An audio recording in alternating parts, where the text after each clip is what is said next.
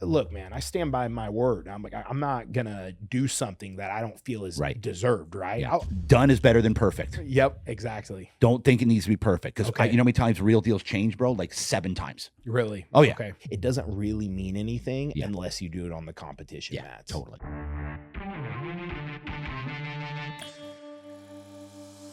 Ladies and gentlemen, we're back with Real Deal Talk. We've got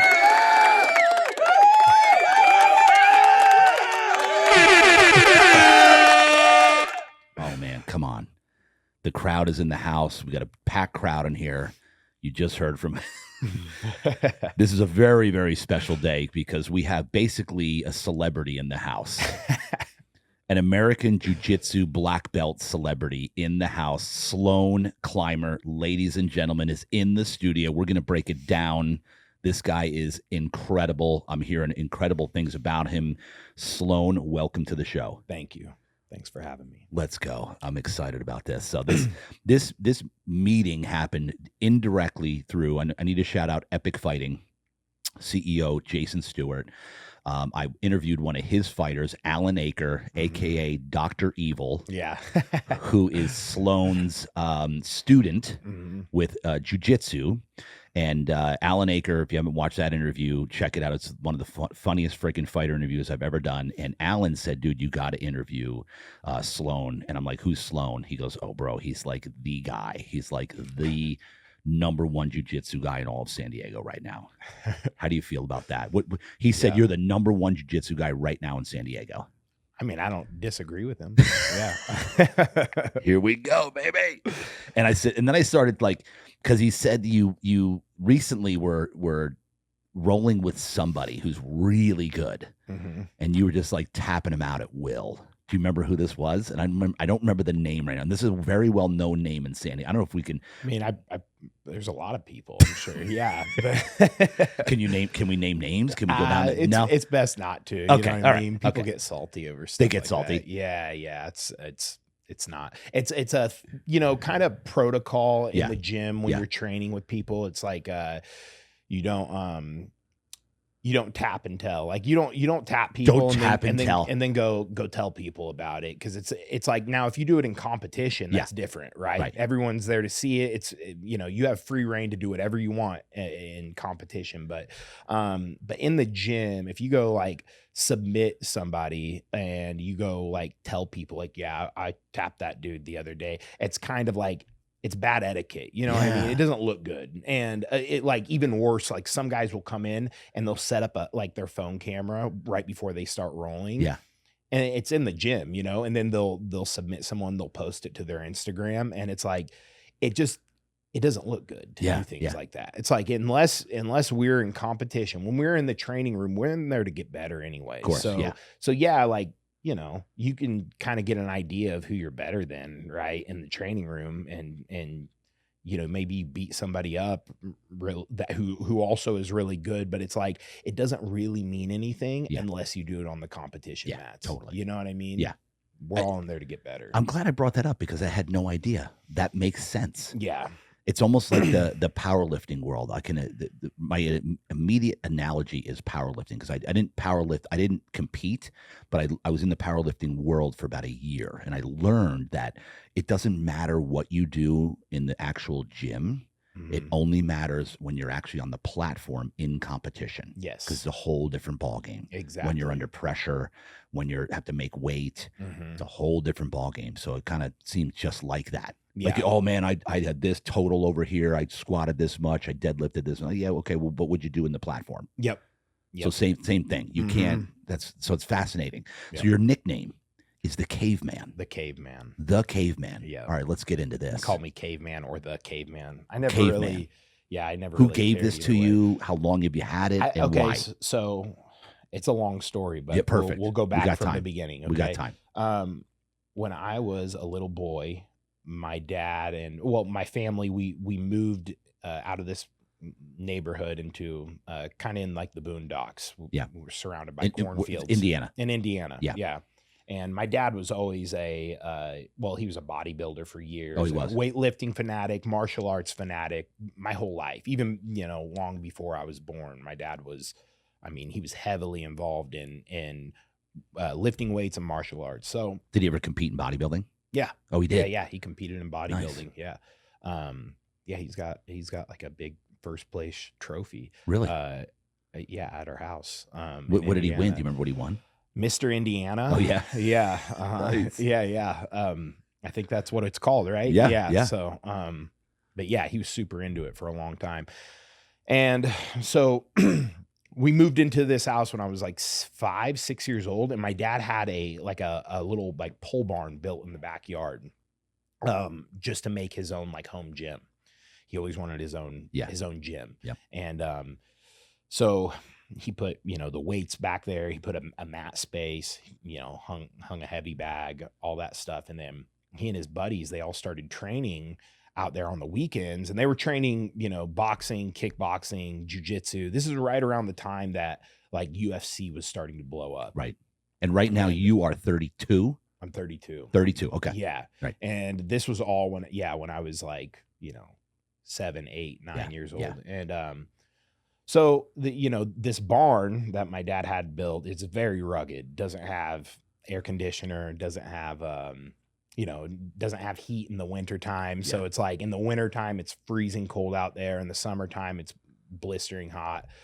And they were training there year round, in this barn. And they eventually came up with the name Caveman Combat. They started calling it the cave, like, oh, we're going to go train in the cave. And then it turned into Caveman Combat. Nice. And my dad decided to call it that. He's like, we need a name for our team. And, he and his buddies, they were going out and competing in jiu-jitsu tournaments. Really? Some of them were fighting MMA. And they had like a whole team that was started in my backyard, when I was a little kid. So yeah, they were training, and they decided to call it Caveman Combat. And then my dad even had shirts made, which this is also kind of funny.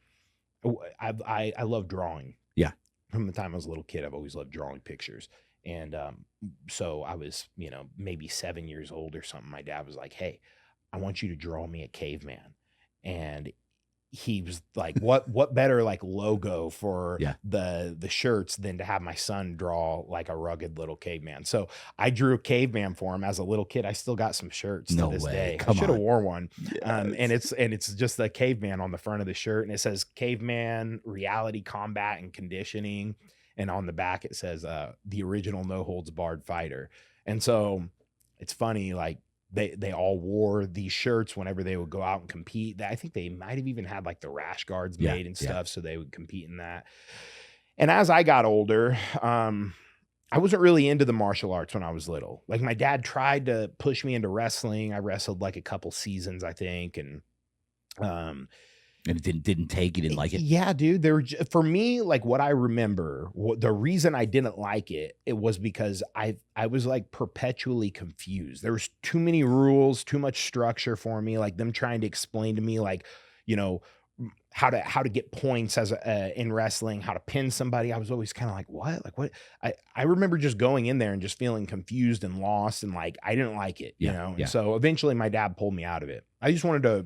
How long did you do it? I did it in kindergarten. For like a season in kindergarten, and then I get another season in first grade, I believe. And then he tried to get me back into it again when I was in second grade, when the season rolled around. And I think like after 1 or 2 practices, I think he saw like I just was not into it. Right. Yeah. So he pulled me out of it. And so anyways, like I said, when I was little, I really just liked skateboarding and riding my bike and things like that. And then it was around when I was 15, when you're a kid, you don't even realize it, but you're always kind of subconscious, like you're watching your parents. Of course. Right? Oh yeah. And so, my dad, like he was my role model. And so I'm watching this guy, he's training all the time. You know what I mean? Sometimes he'd come home with like a black eye or something from sparring, and but he's, this big, strong dude. And so without even realizing it, even though I had all these other interests, it's like, there was a part of me that's like, okay, I got to be like this dude, to be a real man. 100%. And your parents, we are subconsciously programming our children. Yeah. Mm-hmm. Whether you like it, know it, or not. Yeah. And most parents aren't setting the best example for their kid. Sure. They're telling them stuff, but then they're doing something that's not congruent with what they're saying. All right. Exactly. So I wanted to throw that in there. Yeah, you're 100% right. You're perfect. Your story here, even though he didn't push you, you got to do this, pulled you out of wrestling, he was still programming you subconsciously by setting an example. Exactly. As a man. Yes. Love this. And so, keep going. And it's funny, like I remember even being a kid and going to like a friend's house or something and seeing their dad. And I always naturally, I always compared my dad to everyone. And my dad was like, oh, my dad could beat this guy up. My dad could beat this guy up. My dad could definitely beat that guy. Like I remember thinking that as a little kid, like my dad's the toughest dude I know. He's the biggest, strongest guy, but he was also super kind to people and very, respectful and stuff. So, but yeah, once I got to be about 15, it started to pull me. I was starting to think about, martial arts and I became interested in it. And so I remember I would go in the barn. Did you ask him about it? Hey, Dad, I'm thinking about it. I would talk to him a little bit about it. I would ask him questions when he'd be watching the UFC and things like that. And then one day I had a buddy who, this kid wasn't even a tough guy. He wasn't like a fighter or anything, but he was like a strong football player. And he threw me around in his living room a little bit. We just wrestled around. Yeah. And in my head, I was like I felt like I was tougher than this guy. You know what I mean? Yeah. And maybe I even had the reputation of being tougher than him at our school. Cause I was a little bit more feisty. Yeah. And, and they all probably knew your dad was this tough guy. Yes. Yeah. Kids at school knew that I had this like big, strong dad too. And so Jack dad. But then, my friend threw me around. And I remember I was like a little embarrassed about it. And I went home that night and I was like, I know my dad knows some jiu-jitsu and he can help me with this. And he held me down in what I didn't know was called side control, where he's on top of me in side control. And I just could not get this kid off me. So I said to my dad, I was like, how do I get out from this position? How do I get out from someone? And so he took me over to the mats, and this is in the evening. He was off work for the day lifting weights. He lifted weights every night in the evening. And so he took me on the mats and he showed me how to shrimp and how to like move my hips to get out from underneath somebody if someone's holding me down. And from that moment on, I feel like I never really stopped thinking about it. I was always kind of thinking about, okay, so there's always an answer in a fight, even when you're in a bad spot, and then it wasn't long after that. Did you get back into it with that other guy? Did you?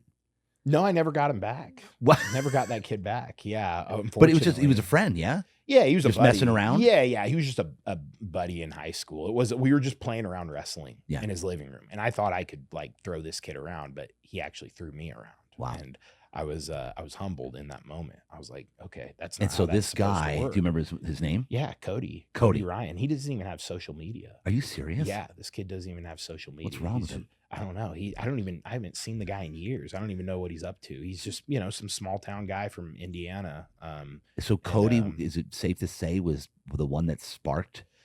Not totally. It was my dad, but he definitely had like a little bit of an influence for sure when he kind of threw me around that day in his living room. And so I started, and I was like, my dad would hold mitts for me every now and then too. So he would have me put on the boxing gloves and he would do mitt work with me. And I liked that. I liked throwing punches and stuff. That was exciting to me. And so it wasn't too long after that I started training kind of consistently with my dad and his buddies every Saturday and Sunday morning, 9:30 a.m.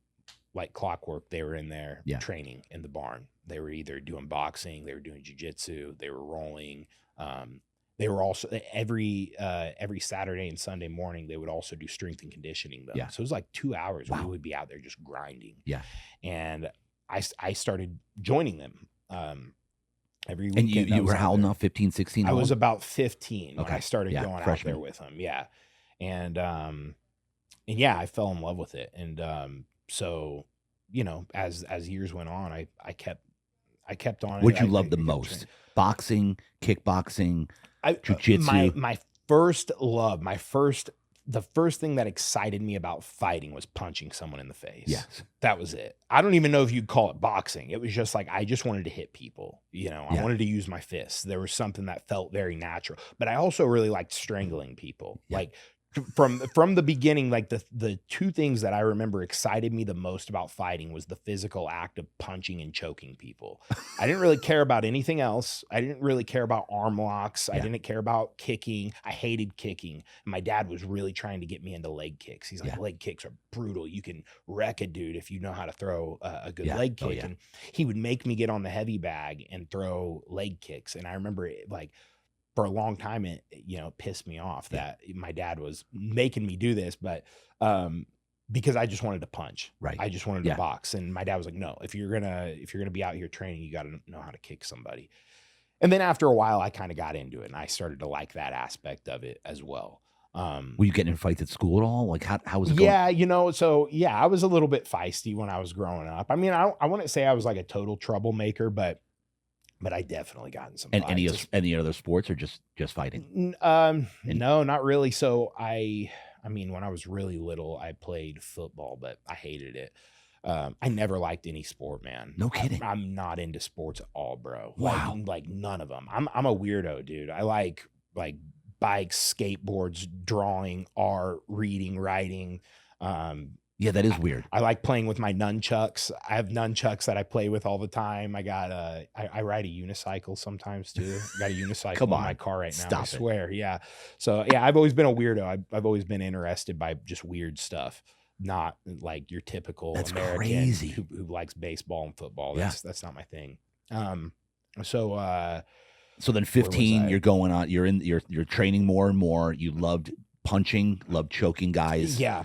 I did my first Jiu Jitsu competition when I was 16. My dad got me involved in that. And, but yeah, especially after I started training with him, I naturally, I noticed I wanted to test myself. So I was kind of looking for fights a little bit when I would go out, whether I was, at a party in high school or, wherever, you know what I mean? I was always looking for it a little bit, you know what I mean? And I definitely, because if you're looking, you'll find it. For sure, yeah. And I tested myself on several occasions. Like I All right, so tell me, you'd be at a party. Like, give me a. Do you want to hear a specific story? Yes. Let's specific story. Okay, so I have a good one. All right, give it to me. I have my first really good street fight was I was 17. It was the summer before high school, or the summer before my senior year. I'm sorry, and set the atmosphere for me. Where were you? I actually just finished training in my barn with my two friends. I had a friend over. He was like holding mitts for me, and like he was like kind of putting me through a workout because my friend he was super into football and stuff, and he was like, "We're gonna, I'm gonna help you get conditioned," and he was like having me run wind sprints and things like that, and he like wanted to put me through a workout, and so I let him do it, and it was a hard workout, but. My other friend was at a party and he had problems with this guy, and my friend had just turned 18, and this dude he had problems with was still 17. Okay. And I was still 17. Right. And my friend was leaving the party. Okay, so hold on. So you go to a party. I wasn't there yet. My buddy was just you're there. Giving me I get the call from my buddy of you get what the ball. Happened. Okay. So I just finished training. Yeah. I'm going to McDonald's with my friends.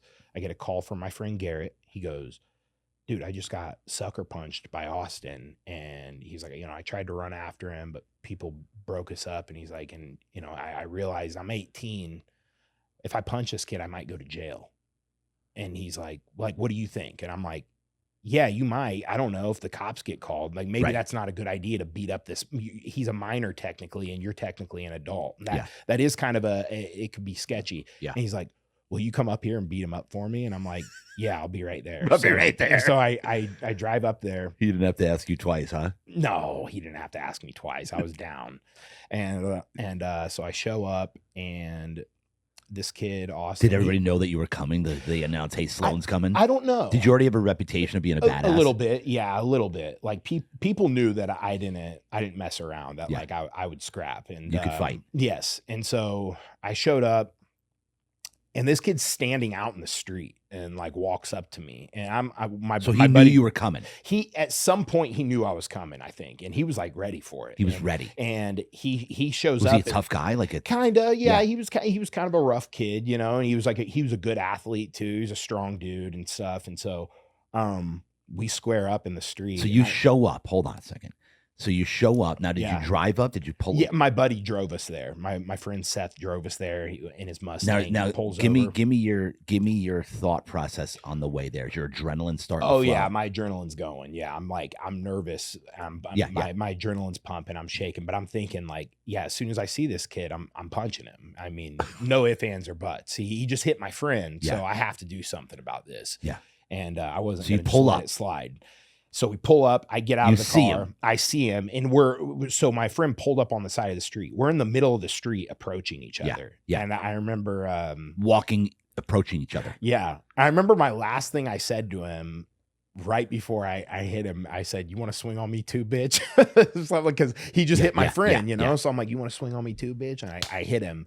So you walked up and you literally, did you throw a jab or did you I just threw a left hand. Boom. Are you cracked lefty? Yeah. So cracked him with a left hand. So how did he let you get that close? He like, he kind of squared up with me, but yeah, he ate one hard, like a hard left. And I think I even threw a second one. And then I think he like dabbled a little bit in wrestling, this kid. So I think he like double legged me, took me down in the street. Wow. So I get put on my back in this fight. But I like, did you knock him down, or when you hit him? I cracked him, and next thing I know, he's just on my waist. Wow. But I cracked him good. Yeah. I know that one punch, I got him. But then next thing I know, I'm on my butt. And he's like driving into me. I'm on my back. But I'm in like a full closed guard, and I have his head. Kind of like a guillotine, right? Right. Like I have him in a guillotine choke, but not enough to like actually put him to sleep with it. Yeah. So as I'm holding him, I'm just kind of like punching him in the back of his head. Yeah. And I remember I was using my heels, like the old school Gracie, like throwing the heels in the kidneys. You know what I mean? Yes. Yeah. So I'm like kicking him in his back and stuff. So you got the legs are around him. Yes. That's what is that called again? Closed guard. Closed guard. Okay. Yeah. And then I'm opening my guard to like chop into his back with my legs. This is an old technique my dad taught me. And it does kind of hurt if you land him right. Yeah. But so I'm like hitting him kind of in the back of his head. And at one point he gets his hand up on my face and he's like trying to push my face away. His fingers slip into my mouth. Oh God, you bit his finger. I crunched his fingers, dude. I heard him crunch, like two of them, and like big time. Did he yell out? I'm pretty sure. What? Did he yell out? Did he? Maybe, yeah. It was chaos. Yeah. You can't street fights like. But I remember I bite him, and this shows how much of a gamer this guy was. Instead of like giving up and falling over, he bites me back. His head was right next to my rib cage, dude. He bit a chunk out of my rib cage. Like he bit my ribs so hard, dude. Jeez, I had teeth marks. I have a tattoo over it now, but I bet I still have those teeth marks. Yeah, it was crazy. So he's biting me. I just bit him. I'm sure I broke his fingers by biting him. And then at some point, before I end up reversing him, this is another little thing that happened. This sounds crazy, and it's gonna sound like I'm fabricating this a bit, but this is what happened. Okay. His girlfriend's standing over me, punching me. She's punching me and she's kicking me in the head. She had like flip-flops on, but his girlfriend's she's hitting me. This girl, and she's screaming at me, "Get the fuck off him!" Hitting me. And she leans down, and I swear I did not mean to do this, but as I'm like reaching up and I'm punching this guy, my hand's like loosening up. I got like some strands of her hair in my fist, and I throw a punch down, and her head. I remember I was like, "What the hell just happened?" Her head swings down and like bounces off of his head, and then she just takes off running and crying. And I'm like, oh, I'm going to jail for sure tonight. Like for sure after that happened. Cause it's like, now I just abused a woman. You know what I mean? I didn't mean to though. Yes. I just got a handful of her hair on accident when I was punching him. Crazy. It's like some Quentin Tarantino stuff right there. It's almost nonsense when I look back on that moment. But I keep going, obviously. So I'm like, I'm punching this guy. I end up taking his people back. Crowded around screaming and yelling? A bunch of people are surrounding. Are they yelling? Like, some of them are just kind of like watching. Some of them are like, come on, Sloan, come on, guys, let's break it up. You know what I mean? Doing the typical, hey, we don't need to keep going. Cars are driving around us because it's in the middle of the street. 11 p.m. on, I think like on a Friday night. And so, or no, it was on a weeknight actually, because my dad worked the next day, and I went and I admitted it. Don't go ahead yet. Yeah, I won't go ahead. I'll stay on the fight. So anyways, I fight this kid. I end up taking his back and I like flatten him out. He's like on his stomach. Like I have him in back mount. So I have my hook. This is like the worst position you can be in. And instead of choking him, I'm so pissed. I just start hammering him with like punches and elbows to the back of his head. Yeah. Messed him up. Like just kept hammering him. Finally, a bunch of people grabbed me and pulled me off of him. And I mean, he was still conscious. But could you have choked him out, you think? Sure, I could have. But you know, when you're 17, you're just pissed. You're like an ape. True, you know what I mean? Yeah, it's like, it was just some gorilla shit. I was just trying to hurt him. You know what I mean? I wasn't thinking about finessely sinking in a rear naked choke and putting him out. Although that would have been a lot easier. And looking back, it probably would have looked cooler too if I put him to sleep. Totally, bro. Yeah, but Sloan put him to sleep, bro. Exactly. Yeah, that would have been like a huge hype. You know what I mean? Like the rumors going around. He did some like crazy kung fu stuff and hit a pressure point, put the guy to sleep. You know, people would have been saying all kinds. If he held it for 5 more seconds, it kills you.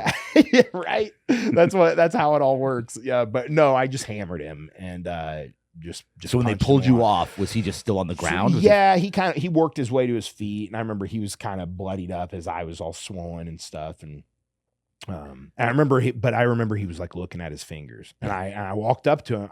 Like everyone's like, okay, go home, Sloan. I'm like, no, I got something to say to this guy. I'm not gonna hit him again. And I got around everyone. I walked up to him, and I was like, you know why I did that? And I was like, because you sucker punched my friend like a little bitch. And I was like, and he can't fight you, otherwise he'd have done it himself. Yeah. You know, he just did he say something? He's just kind of like looking at his fingers, I remember, because I bit his fingers really bad. I remember him just looking down at his fingers and like holding them. And he said something like, why don't you just get out of here? Just get out of here. And I'm like, okay, well, I said, you know what happened? And I said, and there's more where that came from if you do some shit like that again. I got in the car and we drove home, and then that was it. Did you ever see this guy again? Yeah. Oh yeah. So, actually, I mean, later that night there was like, you know, they were saying that he was going to get some friends together and he was going to jump us or what, you know, people were saying like, yeah, Austin's going to find you guys. He wants to fight you guys again. I'm like, no, he doesn't. After what just happened to him, he's not gonna want to fight anymore. But, so yeah, that happened. So you go home.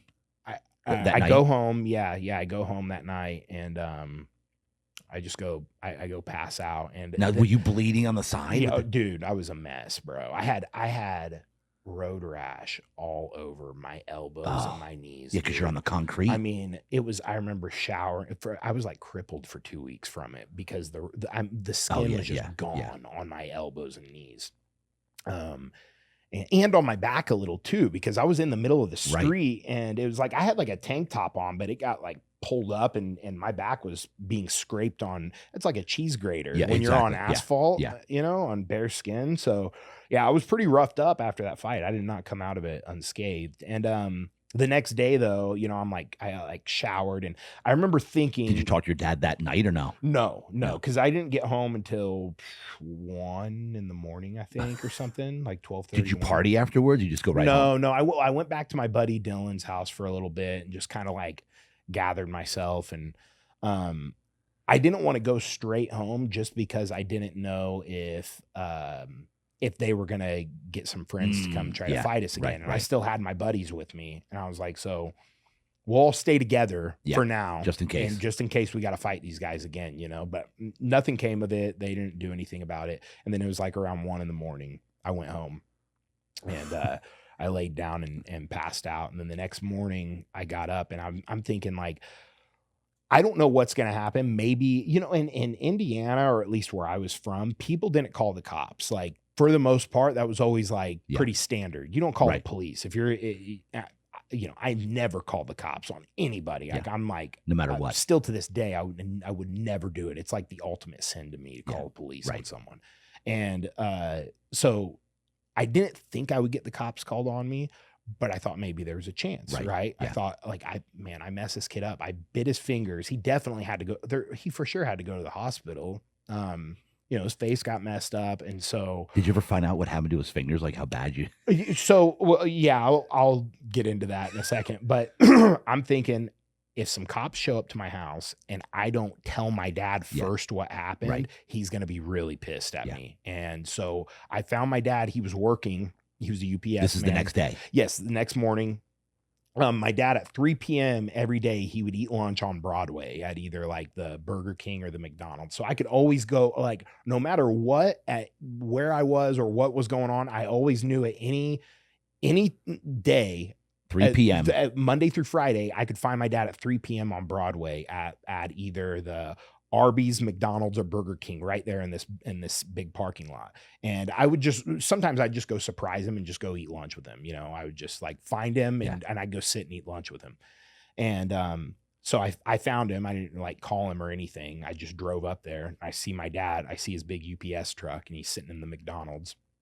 I walk in there and he's like, "Hey bud, what's up?" He's like, "You want to order a burger or something?" I think I did. I ordered a burger and I was like, "I got something to tell you." And I was like, I got in a little bit of a scuffle last night and I don't know what the outcome's going to be. Or I said something like that. Like, I don't know if I'm going to get the cops called on me or what. And he was pissed. He just like gives me this look and he's like, "What happened?" And I told him the whole story and he's just like, "Dude." And he's like, "Oh my God." And he's like, "Well, like, do you think you hurt the guy really bad?" And I'm like, "I don't know." I said, like the worst thing I did, I think, was I bit his fingers really bad. That's like, what did he say about that? He was just shaking his head, just like, "Damn it, dude, come on, man." And he was like, "Well," did he say, "Why'd you bite his fingers?" No, my dad was down for that shit. My dad was telling me. Meanwhile, from the start, inside he's proud. My dad, as a little kid, would always tell me, "There's no such thing as a dirty fight. Correct. The only dirty fight's the fight you lose." My dad would say that. Right. Like you just do what you got to do to win. That's right. Even though my dad's like the friendliest guy in the world, he has a mean streak and he knows how to get mean. And he taught me these things as a kid, you know. So I tell him the story. He's a little upset. I think he was just worried about like potentially the legal trouble that could come with it, but he let it go, or nothing came of it. I didn't get the cops call on me, but I heard through the grapevine like a week or two later that kid, I think he had to get some stitches and his fingers were broken, but they healed. He had to get some splints on his fingers and like some stitches, and then he was good, but didn't call the police or anything, which he's a real one for that. I respect that. Yeah. And then so I saw him 3 months later, or was he in the same school as you? Yeah, but he dropped out. That was the summer before my senior year, and then I remember he dropped out, and then I saw him at a party though. So he didn't go to his senior year. No, he wasn't there. Okay, gotcha. Senior year, and so you see him at a party. I see him at a party like right after the school year starts, and this is 3 months later. 3 or 4 months later, yeah, maybe 4 months actually. And I have a pretty good memory of this stuff. The fight happened in July. I saw him in September or October. So 3 months. Yeah, something like that. Okay, yeah. I walked up to him and I just extended my hand just like that and just shook his hand. And he was like, "What's up, man?" And we didn't even talk about the fight. He didn't say anything. He was respectful, and that was that. And he just, he was cool after that. Wow. We actually hung out at the party that night. Man, everything was fine. It was all good, and that was that. Yeah. You actually talking and hanging out? A little bit. Yeah, not a lot, but I remember us sitting on the same couch and kind of having like a very casual conversation about like what kind of beer we like. You know what I mean? Were people seeing this going, "Dude, they're..." A few friends, I think, like they thought it was cool though, that two guys could fight, and then they were, that we could be respectful to each other after. So yeah, I don't know what that guy's up to now. I think we're still friends on Facebook, but yeah, so it ended up okay. But that was my first like real test as of a street fight. Yeah. You know what I mean? To see how much of a gamer I am. I've been in like little scuffles before them where I'd like punch someone in the face, or you know what I mean? But nothing. That was the one that kind of got a little out of hand, and so. And then after that, what did that do for you as far as confidence goes? What did that do for you? Do you have any more street fights after that? Did you have more? Oh yeah, bro. When I was young, I was, especially like after that, like after my senior year of high school, I started running around with this crowd. And so you're training the whole time in the cave. Yeah. Mm-hmm. That's the only place you trained. Yeah. I hopped around at a few gyms. I went to this other little gym called the Iron Horse in Indiana for a little bit. And go back to the first jiu-jitsu match you had, which was at 16. Yeah, which was at 16. Did you tell me what happened in that one? I don't think you did. No. So what happened in that, your first experience? First experience ever competing. Even when I wrestled, when I was little, I didn't have any matches. My dad just put me in the program and would take me to the practices. Right. So I never actually had a match before until this very first jiu-jitsu comp when I was 16. And of course I was really it gi excited. Or no gi? It was no gi. No gi, yeah. Okay. I was super excited about it. I was pumped to just get in there and do it. But then, we show up and those nerves start hitting you. And I was unaware of the nerves. I didn't realize this was going to be a thing. It's ridiculous. And I remember just having crazy butterflies. And I think I was talking to my dad about I'm feeling weird, Dad. I'm nervous. My dad was like, it's normal. It's normal. You're going to feel that way. It's okay. Just don't think about it. You're going to go out there and you're going to be fine. And I see the kid I'm facing, and I remember he had a beard, and that scared me. Oh God! And he was like a big, thick kid, and he had facial hair, and something about that in my brain as a 16-year-old that psyched me out. Like, oh my gosh, he's like a grown man. You know what I mean? And I was super nervous about it. And then they call me up, and this was in Indianapolis. That's where this tournament was. And so my name gets called out. I go up there, shake hands with this kid. He shoots a double leg. I guillotined him and tapped him in like 10 seconds. Are you serious? Yeah. That was my first jiu-jitsu match ever. I just get like a guillotine in like 10 seconds. And so I was stoked. I jumped up and slapped my dad's hand, and I was pumped about it. And then I had a second match that day. My bracket was a small one, and so I only had 2 matches. My second match, I had a scrap with this kid, like a very back and forth match, and I lost on points. Oh, really? Yeah, but it was cool though. It was like So the second match, were you still nervous but not as nervous? No, I think that's the thing. I remember that too. In jiu-jitsu competitions, it's like once you get the first match out of the way, your nerves kind of go away. Yeah. You don't really feel them as much anymore. Like it doesn't. Yeah. Every tournament I've ever done, maybe you feel them a little bit still, but it's like the first match is always the hardest. Everyone says that. Every competitor will tell you this, that like you go to a jiu-jitsu competition, that first one, you got to just get that out of the way. And then your second, third match, you kind of loosen up, Makes sense. Yeah. It's like football. I'll never forget football. We'd come out and we'd walk out to the field and you'd be so nervous. Yeah. That first hit. As soon as you got your first hit out of the way, done. You didn't even think about it. You're just on autopilot. Yeah. Done. So and then where to go from there? Did you do another tournament? Mm-hmm. Yeah. So I did that tournament, and I think I got like second place or whatever, because I beat the first guy, lost to the second guy. He got first place. And then, so I'm trying to just remember 16. So I was 16. This was in 2010 or 2009, I think, or 2010. And then the start of 2000. No, it was 2009 was my first tournament. Yeah. Then my second one was 6 months later in 2010, March 2010. I remember this was 2 months after my best friend died. Oh, wow. And or like a month, a little over a month after my best friend died, which was also really tough. Yeah. And then, so I did that, and similar situation, but my first match, I have a crazy scrap with this kid. I end up losing on points. Very back and forth match. And then my second match, I went up against some like 36-year-old dude. I'm 17, and same situation. Guy takes a shot on me. I guillotined him in like 10 seconds and tapped him. And, so I learned early on that I was good at guillotines. Right. Still like my best submission to this day. That's like your best. Yeah.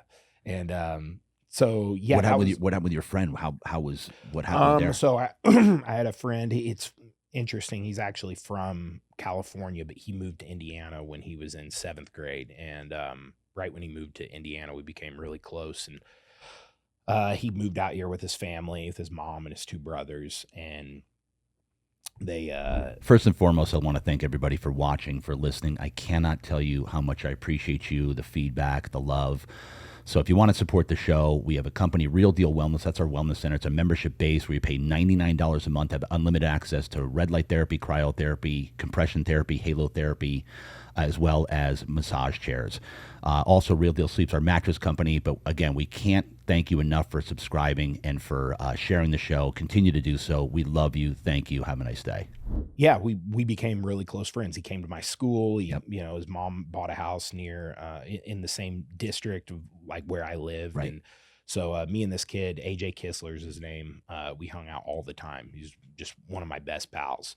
And he stayed the night at my house every weekend, even on school nights sometimes. And then one day when we were in 11th grade, it was January 16th. He had an older brother who I love his older brother to death. And, you know, it's shit happens. But his brother, you know, he had a little bit of maybe a drug issue. Yeah. And he's a little bit crazy and careless. He was just always kind of a wild dude, his older brother. Yeah. This is the first, well, I'll tell that story another time maybe. Yeah. But this guy, he introduced me to a lot of things for the first time. Yes. You know, he was the older brother that, like, you know, he kind of showed us, you know, what it was like to party and hang out with older kids and get around girls and things like that, you know. And so he's a cool dude. But yeah, one day I think he was under the influence of something, and he was messing around with his shotgun, and he was knocking on my buddy's door with his shotgun, and it went off, and it killed my friend AJ. Shot him and killed him in his chest. Oof, so man. Yeah, it was a tough time. Really, so that was really hard. That wasn't his brother though, right? What? No, it was his brother. It was his brother. So his older brother shot him and killed him. Oh my gosh. Obviously accidental. And I mean, you know, they had a really good relationship too, but he was just kind of crazy, his brother, and made a life-changing mistake, you know. And how did the older brother recover from that, or was he just? He probably never did, to be honest. I mean, but what was the immediate what immediately happened? What did he do from that point? Well, I mean, that night, you know, did you get the call? Did you? Yeah, I got the call from one of our other good friends, and just bawled my eyes out all night, and went to we did like a candlelight vigil for him at my high school, and I spoke there at the candlelight vigil, like when everyone gathered around. There's like a couple hundred people in the parking lot from what I remember. But yeah, and his brother, you know, the police were obviously called and ambulances and stuff, and his brother went outside and threatened to kill himself. He was like about to shoot himself afterward with that same gun, and the cops talked him down, and they were like, you know, just come with us. And so they took him away, but he didn't get any criminal charges or anything. You know, I think it's pretty clear that like it was accidental, and he's got to live with that for the rest of his life. So that's painful enough. Oof, he didn't need to get any extra consequences or punishment. But yeah, really, really tough time, man. It was just like, it was heartbreaking. So yeah, that changed me. I feel like it's funny because I think back on my life, and like I feel like there was the Sloan before AJ's death, and then the Sloan after. Yeah, like it for sure was a massive, like, the life-changing landmark in my you know, in my life's journey, where things changed. I was like, I started to view the world completely differently after that night, after he died. And how do you think it was different from that point forward? Like, well, I started to see for a long time, I think I was like kind of bitter at the world. I didn't know that the world could be so dark, because I had like, you know, I had known a couple people that died up until that point, but nobody that I was close to, and nobody young. Like, I don't know, like I think my great grandma had died up until that point. And I had only seen her a few times and never even talked to her. It wasn't the same, you know, but to know a kid that was my age, one of my best friends in the world, someone I loved with all my heart, and then boom, he's just gone. And it was like, that was a tough time, really tough time for sure. And how long did it take you to recover, like, after that? Dude, for me, I don't know. I'm always, feel my whole life I've been very in touch with my feelings, almost too much, you know. Like, I think a lot of people can recover from tragedies a little bit faster. Dude, I remember for like a month I was like crying in bed all the time. My parents were worried about me. They thought they thought I was gonna like kill myself. And maybe I even kind of wanted to and thought about it at some point, but I mean, obviously that doesn't do anybody any good. I'm not saying that to like get attention or, you know, try to be one of those guys like, oh, I struggled with the mental health. But no, I was a wreck about that for at least a month. And even like, I remember a year later struggling with it a little bit. Wow. Like I remember after like the 1 year anniversary of it happening, still being a wreck and like sitting in my car and just crying for, you know, forever. Unbelievable. Tough time. Yeah. But everything happens for a reason. And it definitely shaped me into who I am. And what'd you do differently from that point forward? Was there something the way that you operated in life? What was there something different? You know, looking back at that moment when he died and kind of how I treated my life is I used that as a just an example that, oh, I'm not going to be here forever. Right. No, like we're all disposable. We all can go like that. You know what I mean? And so I think that's why I ended up leading a little bit of an unorthodox and crazier lifestyle than most people. I was like, well, I'm not gonna, like, this kid had his whole life planned out. You know what I mean? He's about to go to the military after he graduated. You know, he was honestly, you know, in many ways, AJ was like the perfect kid. Yeah. You know, he's just a really smart, kind, loving kid who had the world by the balls, man. Oh, yeah. Like he could have done anything he wanted. He was talented. He was athletic. He was everything. And then boom, he was gone. And so I think what that did to me ultimately is it made me go, okay, well, I only live once. I need to do whatever I want to do. And I need to make the most of it because I can go at any moment too. And I don't think I consciously thought that as a 17-year-old, but looking back, that's what it did to me. Cause look at me now. I mean, I went against the grain in every way, shape and form. I mean, I could have just stayed in Indiana and got a really good job, which I even had one. And instead I left it all to go to California and pursue a life as a martial artist. And yeah, you know, so. And so from that point forward, because this is in high school, right? Yeah. Yeah. 17? 2010. Right around 17 years old? Yeah, I just turned 17 years old when that happened. And then going into senior year, so then what were your plans from that point? Like, did you already know you were going to possibly go to, what, like, so my senior college, year, I had no idea. What did Dad want you to do? Yeah, I had no idea what I was going to do my senior year. My parents were suggesting that I become a police officer. How was your relationship with your mom? Yeah, it was good. Yeah. They were together your whole childhood? Mm-hmm. Yeah, my parents are still together to this day. Oh, that's great.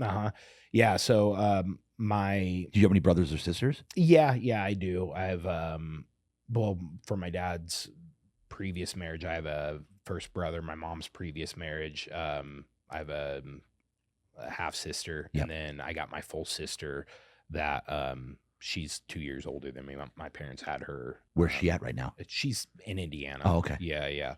So then coming out of high school, they said, "Oh, become a police officer." Yeah, and so I was like, okay, well, I'll go to college. I signed up for college. I hated it. I also got a job as a valet at the time. Hold on, what do you mean you signed up for college? Like, so what college I went to a community college and you know, signed up for some classes like on criminal justice and stuff, and then. So I did a semester, I completed it. And then second semester I started, like I went my first week to my classes and I just hated it. And I was like, dude, what am I doing? I don't have to do this anymore. Right. So I'm not going to. So I just told my dad, I was like, I'm not going back. Like, sorry, I'm going to work. I'll make money. And I'll find something else to do with my life. And my parents were a little upset about it, but they just kind of shrugged their shoulders. They're like, whatever. And so, yeah, I was 19 at that time. I worked as a valet for a bit. And then I got a job as a correctional officer. And meanwhile, I'm still training on and off throughout this time. And I even had my first MMA fight when I was 19. Oh, you did? Yeah. So I got into a cage fight, just an amateur cage fight at 19 years old. And then I was so distracted by like girls. I had, you know, like I had like a crazy girlfriend and, you know, I ended up moving in with her and that was a whole other messy situation, you know, and so that really like derailed me from training. Yeah. And, crazy stuff, man. And then when I was Well, so I got a job as a correctional officer. When I was 21, I had my second MMA fight. How'd you do in the first one? I won both of them in the first round. Yeah, I got a guillotine in the first one. Did you really? Yeah. I dropped the guy with a punch, and then I jumped on him and guillotined him and submitted him. I actually put him to sleep. He didn't even tap. Oh, you serious? Yeah. So it was a cool first And you fight. can tell when somebody goes limp, right? Oh, yeah. Yeah. The ref saw it too and waved it off. But then, my second fight, I got a TKO in the first round. I just kind of just bombed on the guy with some punches, and he tried shooting on me. I sprawled. Reversed him, mounted him, hammered him until the ref stopped it. And but I couldn't stay on the path because I was so distracted by all this shit, by girls and partying. I was going out still, like getting in street fights on the weekends. Like I was living a very crazy life at the time.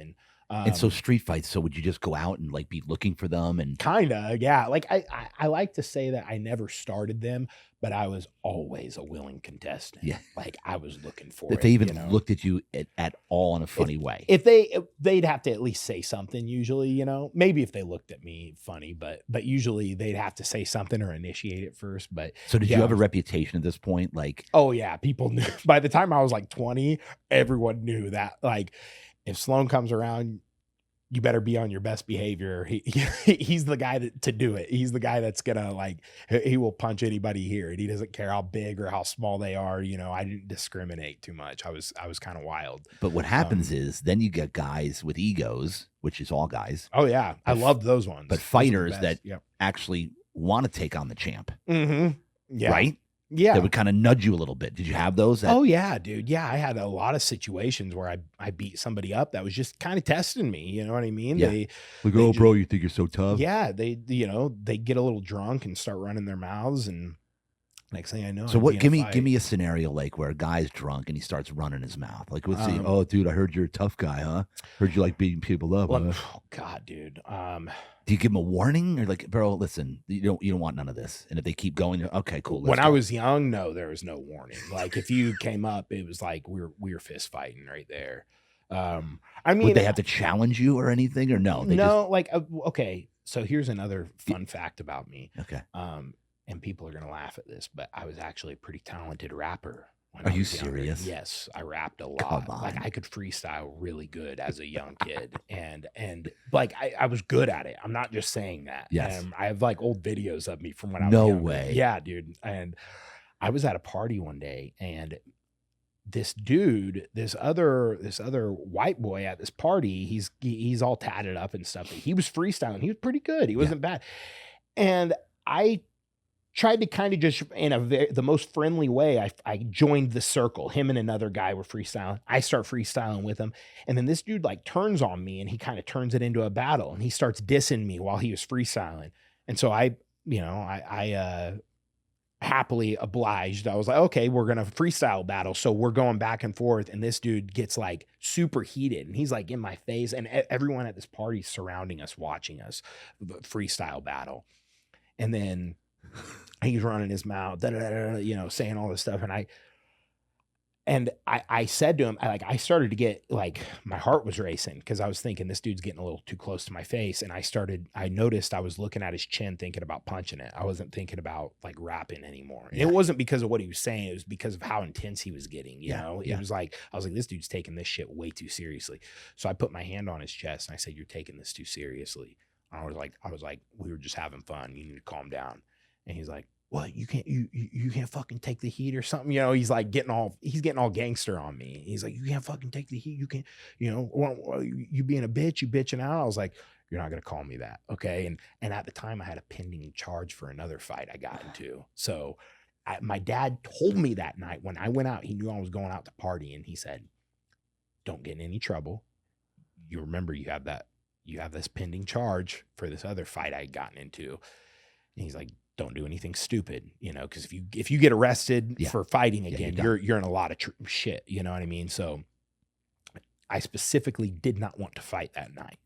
Otherwise I would have hit that guy like immediately the second that, but so I tried talking myself out of it and talking him out of it too. And he, was he saying like he wanted to continue rap battling? Yes, that's what he wanted. He wanted to continue to rap battle, but he was I didn't like the way that this guy was approaching me. To me, it was like, dude, this is too confrontational. I don't like this. You're right up on me. You're getting in my face. You know, your spit's flickering in my face while you're rapping. I don't like this. So I told him, like, you just need to back up. I didn't want to even battle in the first place. I was trying to just have fun. And then this dude's like, oh, you're a fucking bitch. You can't take the heat or something like that. And I actually tried to leave. Like, my friend who invited me, I said, Felicia, I'm going to go. I was like, this dude, he's running his mouth and I'm about to hit him. And she was like, what? Oh, don't leave, you know? And I start walking out. This dude's following me to the door and he's like still yapping behind me. And I just turned around and I was like, dude, you say one more fucking word, I'm going to fuck you up. And he goes like this. And his finger touched my face. Oh God. And I just punched him, boom, hit him. And he didn't fall all the way down. I remember he stumbled and I body locked him, like a rear body lock. And I put him right in the beer pong table. Beer goes everywhere. So what's a body lock? Like, you get behind somebody and you body lock them. I lifted him and did what is called like a mat return, like a big hard lift, and like slammed him down. But his like half of his body hit the beer pong table, which was just like, it was like a big piece of plywood on some, I don't even know what it was on, but beer goes everywhere in the air. I jump right on his back, sink in a rear naked choke, and I just put him to sleep, put him out cold. And his buddy's like, I remember his buddy starts kicking me in the ribs, and I get to my feet. Some people kind of separate us. I tried to go after his friend too for kicking me, because it's like, you little bitch. Like I tried getting him too, but enough people got in between us that I was like, okay, I got to get out of here, because I just did the thing I just told my dad I wasn't going to do. And now I just got in another fucking fight. And like, the last thing I need. The guy was out cold. Dude, I put him out cold. He was snoring. I put him to sleep. I kept squeezing for another few seconds too. I was pissed, dude, that this guy started this shit with me, so he woke, when you choke someone out, they wake up within like 15 seconds or something. But yeah, so I get up and I leave, and I'm like, damn it. And I'm nervous again, because I'm thinking I might get arrested or something. So you went home? Mm-hmm. I went home. My mom and sister, they were wrapping Christmas gifts, I remember. And it's like 11 o'clock at night, and I was still living at home at the time. Dad was there? Dad was sleeping. Okay. Thank God. Thank God Dad was sleeping. He was already in bed. And I come home and I'm like, Mom, I just got into some shit. Don't tell Dad, okay? And I told her the story. She didn't tell my dad. She didn't say anything. And I waited like a few months for it to die down. Nothing happened. No cops got called. Nothing came of it. It was all good. And then I waited until after my trial date for the all right, hold on, other fight. Go back to when you got charged. What's this from? So this is another funny story that I want all these stories, dude. We're just gonna talk about my past as a well, we need to, everybody that's gonna watch these in the future when you're in the UFC, they're gonna go back to these videos and find out, like, how did this guy become such a menace? I'm a lot more than just a guy who beats people up, though. I like a lot of other things, but I like telling these stories too. I can tell they're fun, and I like hearing them. And so does everybody else. I was 18. I was still in college. This was 2 months before the story I just told you. Okay. This was Halloween night, Halloween evening. It was like in the middle of the day. My sister had some ongoing drama with these girls. I don't remember what it was about, but women get into it. And these girls that she was going back and forth with, they're kind of ghetto, you know what I mean? Kind of rough. And they're, this girl was like threatening her and saying like, I'm going to come fucking kick your ass, this and that. And they're going back and forth on Facebook. And this girl had a close friend who was a dude. It wasn't like her boyfriend, I don't think. They were just homies, and this dude gets on my sister's Facebook and he's writing her and he's saying stuff like, yeah, you like call my sister a bitch and stuff. And my sister, she's going in my room and showing me this stuff that they're saying she's like, look at what they're saying to me on Facebook. And I'm very protective of my sister. Yeah, of course. I'm getting really heated, but I'm thinking I'm not going to get on Facebook and write back and forth with these people, because I don't even want, I don't like putting the physical evidence out there. Right. If I'm going to get into it with someone, or if I think I'm going to punch someone, I'm not going to write back and forth and threaten them. Right. I didn't say a word on Facebook. I was quiet. I let them all go back and forth and go at it. And this girl tells my sister, yeah, we'll come over to your house and we'll see what you do then. And my sister says, okay, we'll come over then. And we lived in a small town. They knew where we lived. Yeah. And I'm laying in bed, and it was right after my college class. I remember I had my girlfriend over at the time, and my sister comes in my room. She goes, Sloan, they just pulled up. They're here. I'm like, you got to be kidding me. These people are outside my house, this girl and this dude. So I run outside. My sister's already out there. Wait, what did you put on? Shoes? No, I literally just had my basketball shorts on. I was out there. I ran out there barefoot with nothing but basketball shorts on. I didn't have a shirt on or anything. Do you have any tats at this point? Yeah, a few. Not a lot, but okay. But yeah, I had a few tattoos. Yeah. And so I go out there. My sister's like, when did the caveman tattoo come on? I was 25 when I got 25, that. okay. When I finally got it. Okay. Yeah. So I go out there. My sister's like arguing back and forth with this girl. And I remember I yelled because it was like they were at the end of the driveway and it was a little bit of a walk. And I'm like jogging. I said, Alexa, no words, no fucking words. Like I'm saying like, no, like we're fighting them. They are here at our house. There is no talking right now. It's over. So my sister looks at me and looks at this girl and just punches her in the face and starts hitting this girl. And this girl falls down. My sister's standing over. Is your sister can fight? Naturally she can fight. She's not skilled. She doesn't know anything about like Jiu Jitsu. I mean, other than the little bit of things that I've taught her about how to punch it, but she's very strong and she can hit hard. Yeah, definitely. So she starts like punching this. I mean, she's got the caveman genes. You know? Like of course. My mom it's and in your blood. Yeah. So she just starts scrapping on this girl, punching her in the face. And this dude is standing there and he's kind of looking at, he like does this, like squares up with me and I just cracked him. Oh gosh. Boom, hit him. And he stumbles back. I hit him with like a 3 Did you like he started squaring up? Yeah, I ran up on him. Now were you like, if he was like, no, bro, I'm good. No, he would have still gotten hit. For sure. Yeah, I'm not like, because he came to your property. He came to my house. He was getting fucked up regardless. Sorry, you come to my house. I don't care if he would have gotten on his hands and knees and done this. He would have met a flying knee if he did that. Like I was not having this shit. You come to my house, dude, you're in some serious danger. Yeah. So I hammer this guy. I just start hammering him. He like locks up with me. I throw him down, get on top of him and just hammered away at him. And I remember even my mom comes out. My mom like was trying to. So did you knock him out or did you? I'll get to that. Okay, so I'm standing over. I'm in full mount punching this guy in the face. And my mom actually tried to stop me. She thought I was going a little overboard, which I was. I got carried away. She thought I was going a little overboard. And my mom was about it too. My mom was all about like, if someone gets in your, my mom grew up really rough. So she was always like, you know, if someone, you know, comes to our house, gets in our face, whatever, you beat their ass. You know, she's told me that my whole life, like always be willing to fight someone if anyone starts shit with you. So, but she was like, Sloan, I think that's enough. And I was like, no, it's not over yet.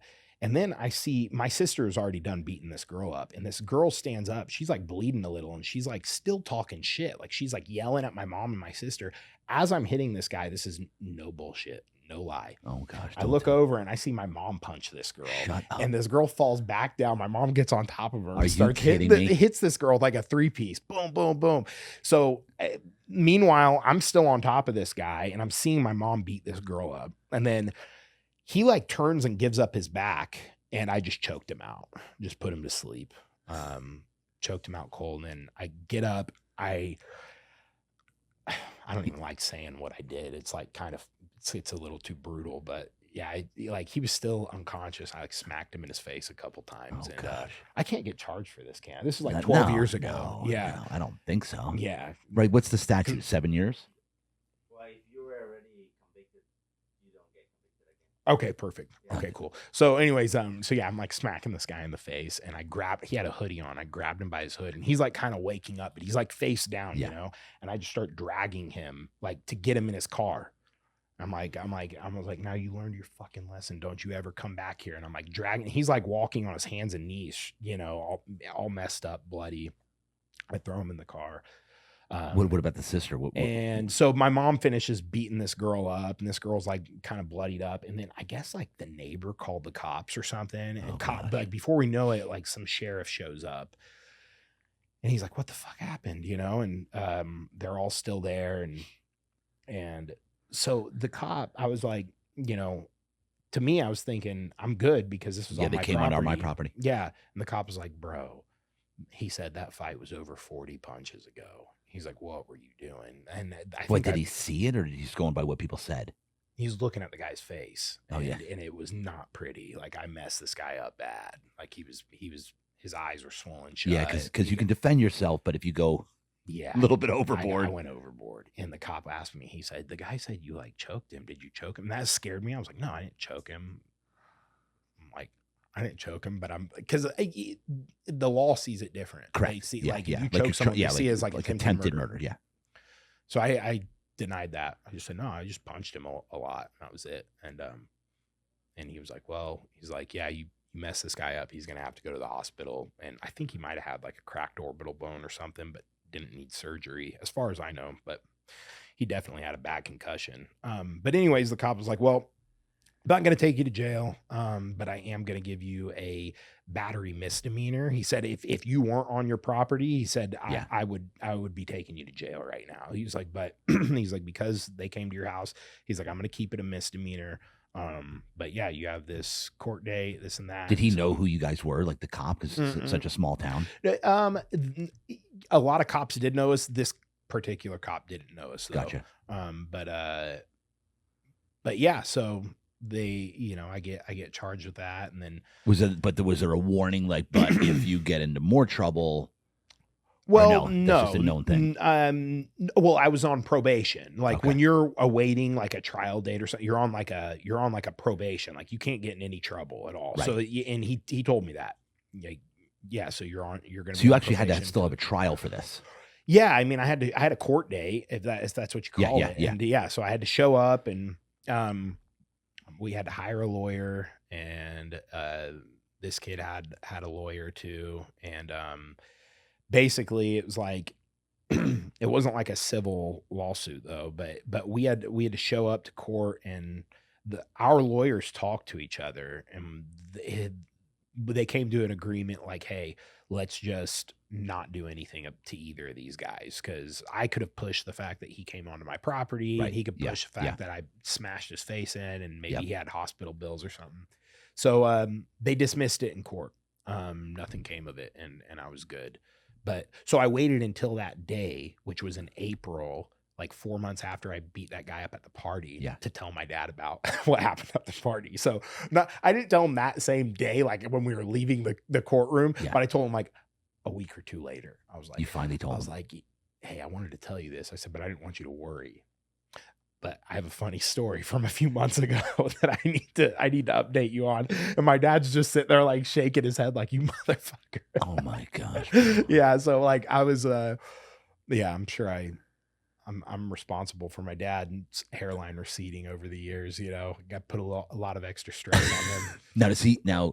Okay. So now go from where it started getting really serious, where you went from Indiana, where you decided to move to California, and then you went professional. Like, how did all that happen? So it was a fight actually. So I was 22 and I went out one night, typical weekend, got into a bit of a bar fight. This is in Indiana. With some friends, and I was 21 still at the time. It was a couple months before my 22nd birthday, and I get in a scuffle. It wasn't even a bad one, really. It was like I punched one guy. I think I was very drunk, and but we get into it with some guys at this bar, but my buddy got like dogpiled by some bouncers, and it was a messy situation. We almost got arrested, but we got out of there unscathed, really. But that next morning, I woke up and I just had this like crazy like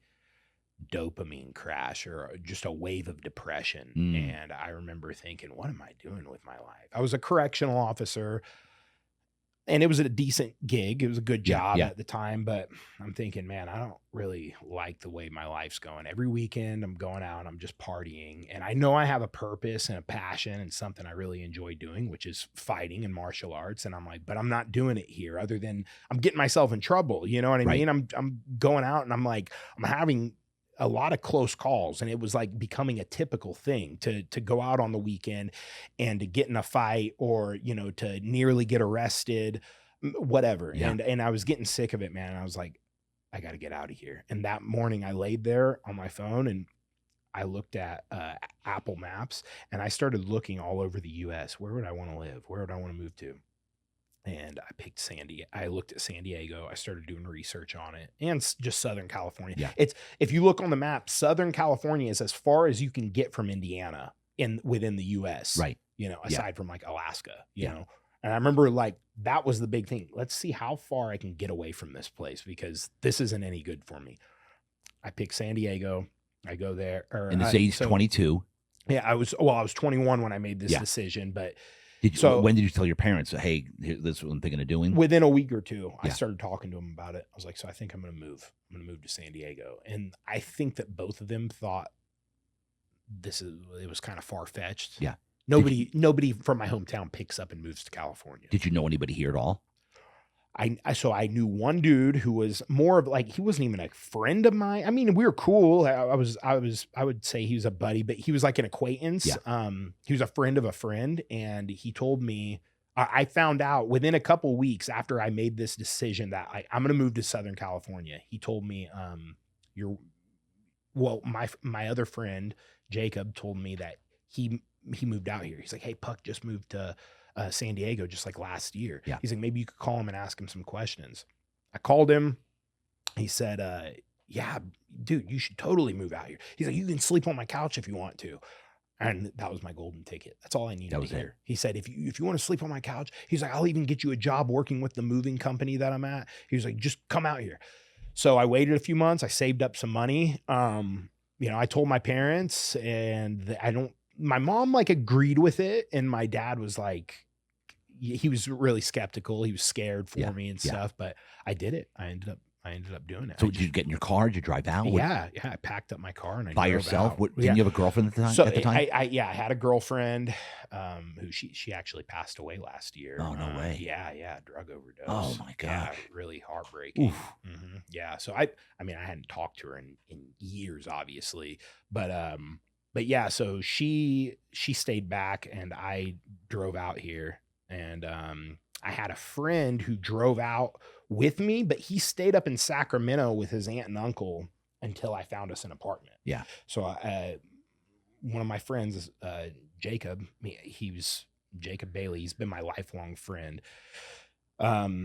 He drove out with me in his car. So we did like a road trip across the country together. It was the time of our lives. Nice. It's crazy.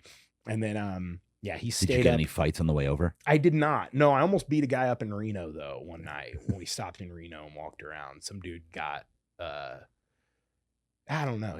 I think he was homeless, but maybe he started kind of running his mouth to me. And then like when I stepped to him and got in his face, he told me he was just kidding. So it's a funny situation, but no, I didn't beat anyone up.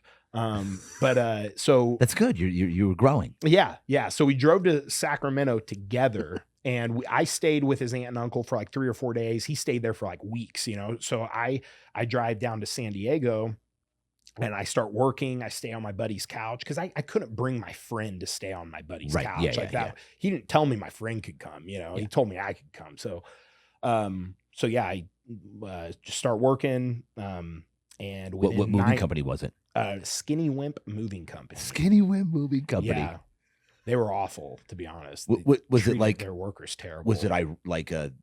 I don't even know if they're in business anymore, but it was just like a moving company. Like you could just call and hire them, and they would come move stuff from your house into your new house. Yeah. So I did that for a few months. I have a funny story on how I left that job too. Yeah, tell me. Anyways, so I'll start with this.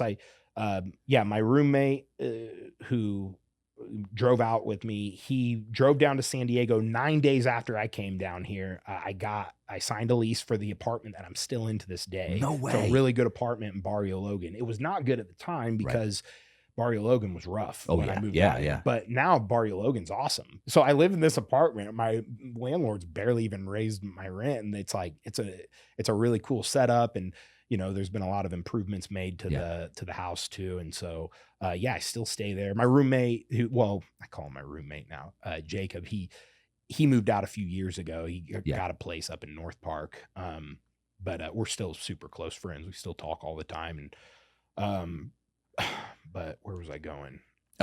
So when you got out here, I was working with the moving company. Moving company, yeah. So I start with this moving company. They treat their workers terrible, dude. I can't even begin to describe all the things that they did wrong. Like the list goes on forever. I mean, you were underpaid. They would lie to you about getting raises. They would have you illegally drive these trucks because they didn't have enough people on staff that were like licensed to drive these big like semis, basically. Dude, I was illegally driving these trucks.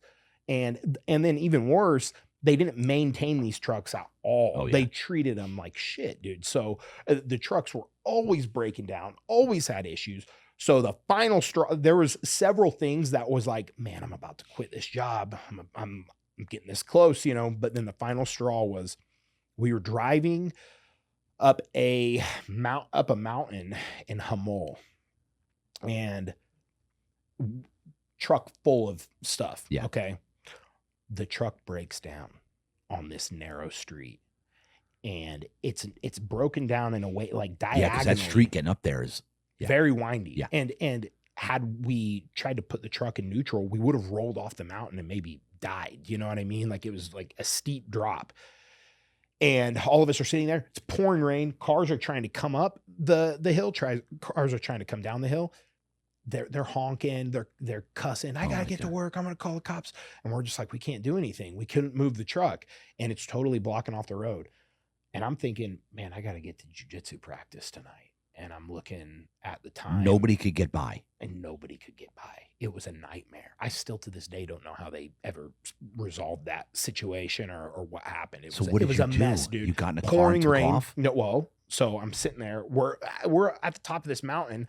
I'm looking at the time. Pouring rain? Yeah. And the job was not my priority. Jiu-jitsu and fighting was my priority. Yeah, like that's why I came out here. And I had, you know, and I had just gotten set up with the gym that I was at. And I was like, guys, I got to go. And they're like, what do you mean? And I was like, I'm leaving right now. And they're like, well, where are you going to go? Like, you know, we're on the top of a fucking mountain right now. I put my backpack on. I tied my chucks up. I just start running down this mountain while it's pouring rain, just running on foot. I run like a mile down, all the way down this mountain.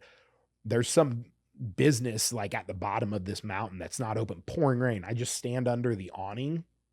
I take out my iPhone. I dropped a pin, and I had my friend Jacob, the dude who moved out here with me, I had him come pick me up, and then never turned back. I went and picked up my paycheck that Monday, and then I was done there. Did they say, hey, dude, you left the truck? No. They didn't say a word because they knew. Yeah. They knew what pieces of shit they were. They didn't even say anything to me. Oh my gosh, bro. Yeah. So yeah.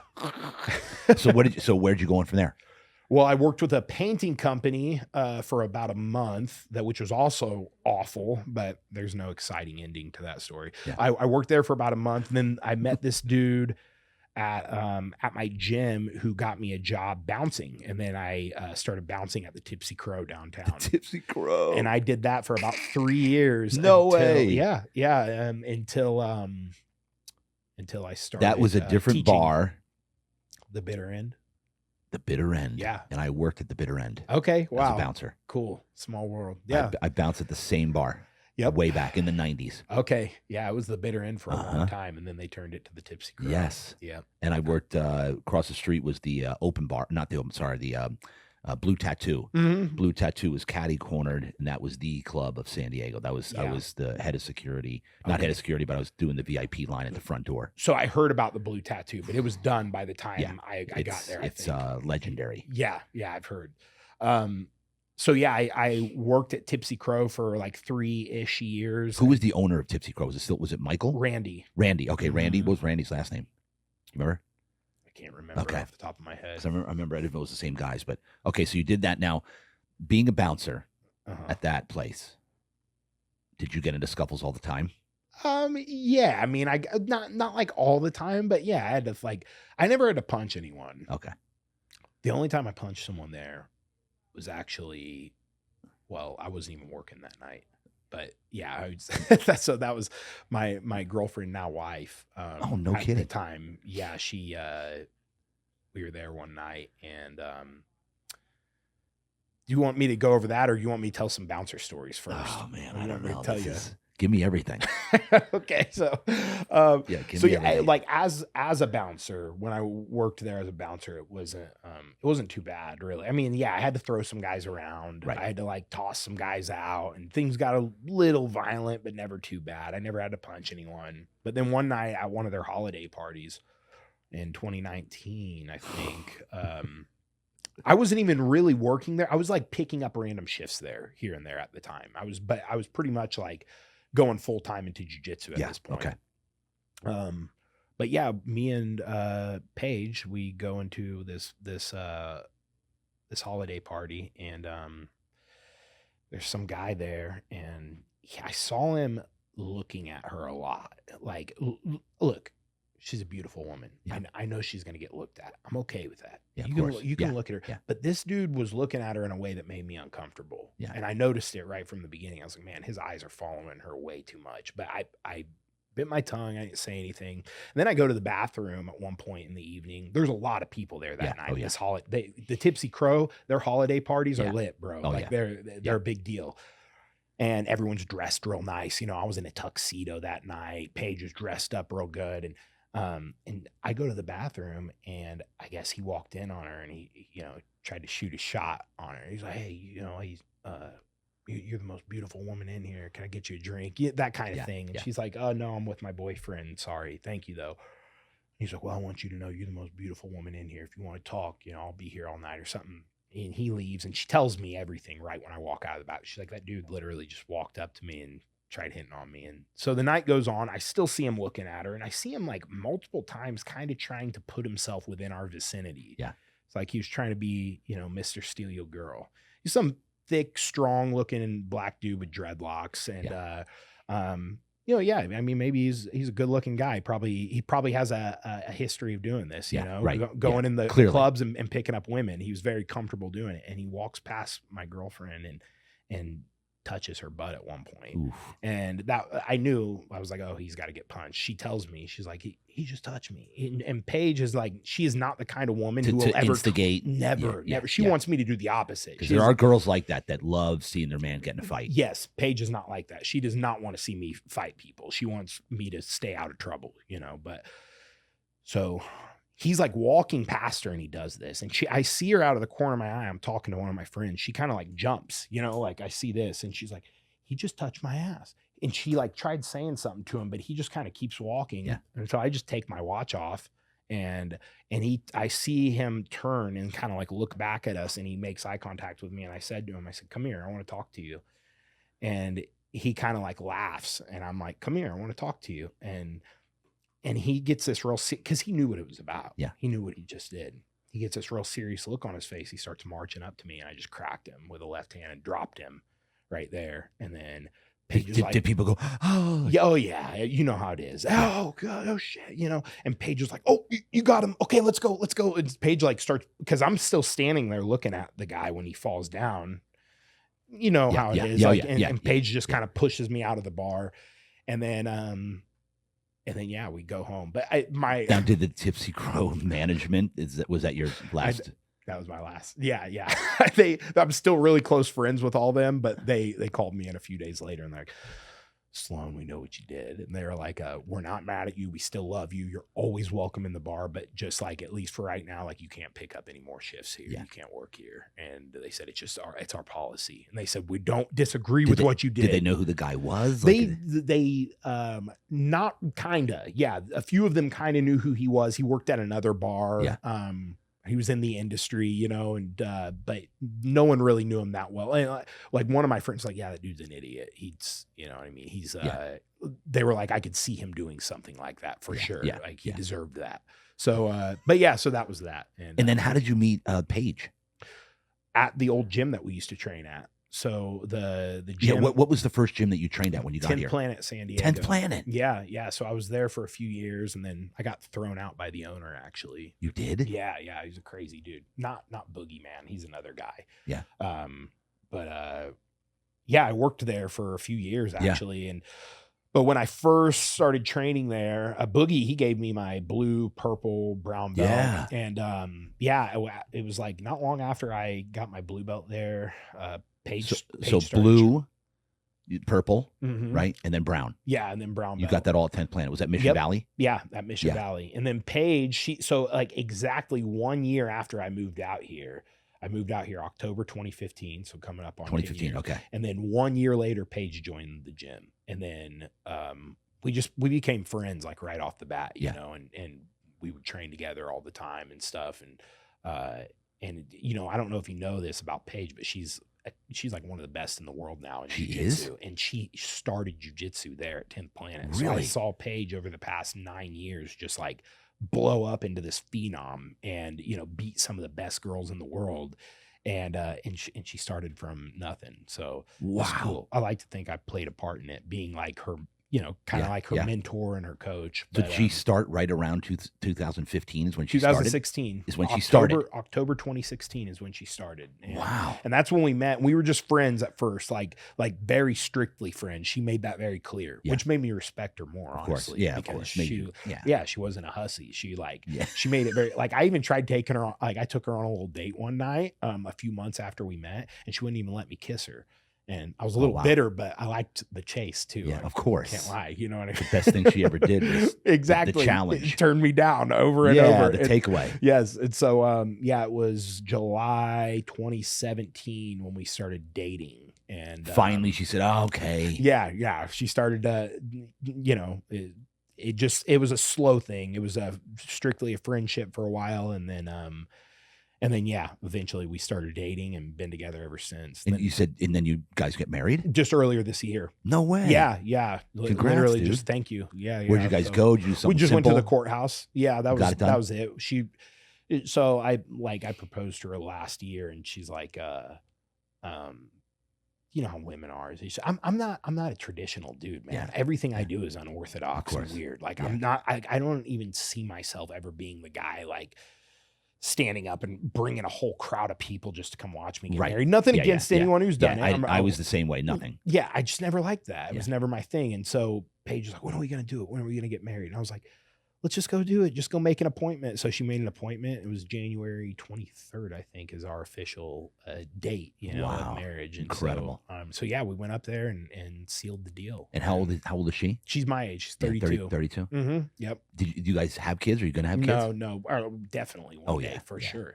Yeah. We're going to make like some freaking animals, dude. Yes. Because she's a savage too. And, clearly. Yeah. So it's a good combination. All right. So when did you start fighting more? When did you go pro? How did it go pro? My first, you know. Do you want to tell the 10th Planet story, or you want to keep that under? I don't care. I'll tell the story. Yeah. I mean, how'd you get thrown out? I was there a total of 4 years. My first 2 years was like, I was just like a student training and stuff. And then after about 2 years though, I started teaching there, like full time pretty much, and working the desk too, and doing that sort of thing. So I almost completely left Tipsy Crow just to take that on full time. Right. And, but like I said, would randomly pick up shifts at the Tipsy Crow here and there. And then, so yeah, I was like within a couple years of working there, or, you know, by the time I got thrown out, like the owner of the gym, I could tell he was kind of a crazy dude. He was a little unhinged. He'd just come in and start snapping over like nonsense. Like he'd like snap over like coins on the desk, or just like, and he was usually pretty cool with me. And I don't know if that was just like my energy or what, but like he would turn on other people, man. Like one of my best friends, Gabe Tuttle, who now he just opened his own gym in Austin, Texas. 10th Planet Bastrop. But yeah, so he like turned on. Is 10th Planet a franchise? Yeah, it is. Franchise. Okay. Yeah. Gotcha. And so, anyways, like one day he just like freaked out on Gabe, like snapped on him, and we both got like pulled outside. And I like kind of maybe mentioned something like, Gabe, he was like yelling about Gabe. Like it was just nonsense. I don't even know. Gabe did not deserve it though. The way that this guy was treating him. And I very politely made it clear to the owner that, you know, hey, like, I don't think that's like cool for you to be yelling at us like that. We're adults, you know, we should be able to just talk to each other. And then I don't know, he decided he didn't like me standing up to him. And he told me the next day, he's like, I don't want you in my gym anymore ever again. You're done here. And I was like, oh, okay. It was heartbreaking, dude. Yeah. I was crushed about it for like a month because it was like my whole family got ripped out from under me. And, you know, I was like a little upset with Boogeyman at first because I was thinking, you know, you're my friend. You should have stood up for me and told him, because Boogie's the head jiu-jitsu instructor. Yeah. So I was like, you should have said to him, like, no, bro, this is my homie. He's staying, you know, you don't get to tell him to leave. And I thought that he would, but he didn't. And it's like, you know, in hindsight, I think he just didn't want to mess up his business relationship with this guy. Right. I know it, I'm sure it broke his heart too for me to leave. Like he didn't want me to. And it was a really sad time. But then, what did Boogeyman, what did he say to you? Hey, bro, I'm sorry. Well, yeah, I mean, he was just like, well, we'll get it worked out. We'll get it worked out. And then, you know, as time went on, it's like a few weeks goes by, and then he writes me and he's like, maybe you should just write Bill and apologize. And I was like, no, I'm not apologizing for anything. Like I didn't do anything wrong. I'm not. Look, man, I stand by my word. I'm like, I'm not gonna do something that I don't feel is deserved, right? I'll always own up, dude. If I screw up, if I do something I'm not supposed to do, I will always own up to it. Yeah. I didn't do anything wrong. You know, this guy just didn't like the fact that I was always willing to stand up to him, and the fact that, you know, I wasn't some little bitch who could be yelled at and told what to do. And that's why he got rid of me. And so it's, you know, it was unfortunate that it had to go down that way, but it's whatever. So I leave. And then, you know, how'd you find another gym? And this interview is brought to you by Real Deal Wellness. This is a company my wife and I just launched, Real Deal Wellness. It's a membership base. We're charging the lowest price that has ever been offered for wellness in San Diego in history. You're going to get cryotherapy, red light therapy, infrared sauna, compression therapy, and halotherapy, which is dry salt therapy. Real Deal Wellness. You can go to our website, realdealwellness.net. Also, subscribe to the channel, share it, like it. We love you. We appreciate you. Have a nice day.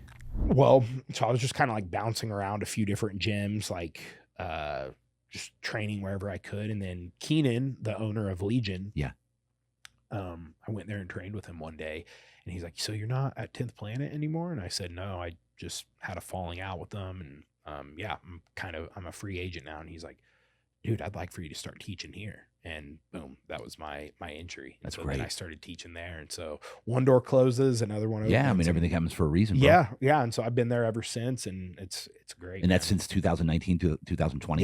Yeah, 2000. So what happened when COVID hit? Well, I mean, we were all out of work for a few months, so I was just like chilling and collecting unemployment. Oh, yeah. Paige and I drove home for like a month and stayed with my family in Indiana during COVID. Where was she from originally? She's from San Diego. Oh, okay. Yeah. Gotcha. Mm-hmm. And, yeah. So you drove back to visit? Yeah. So we didn't have anything better to do. So we drove back, and I trained with my old buddies, and we just hung out during COVID. And then, yeah, as soon as Legion opened back up, though, I started teaching again and teaching my privates. Keenan's the owner? Yeah. Keenan and Miha Perhavich. I don't know how to say his last name still. He's one of my good friends. So this is Legion on Miramar Road. Yeah. And then, so talk to me about your career from there. So, okay, I was a brown belt when I started teaching there. And then in 2021, Keenan gave me my black belt. And so I started competing at the highest level in jiu-jitsu, doing the biggest shows, and you know, getting invited to do super fights and things like that. And I was like, basically my whole life was just jiu-jitsu and wrestling, competition and teaching. That was it. That's it. And then at some point around 2023, I started to feel a little unfulfilled with it. And there was always that voice in the back of my head going, you gotta fight.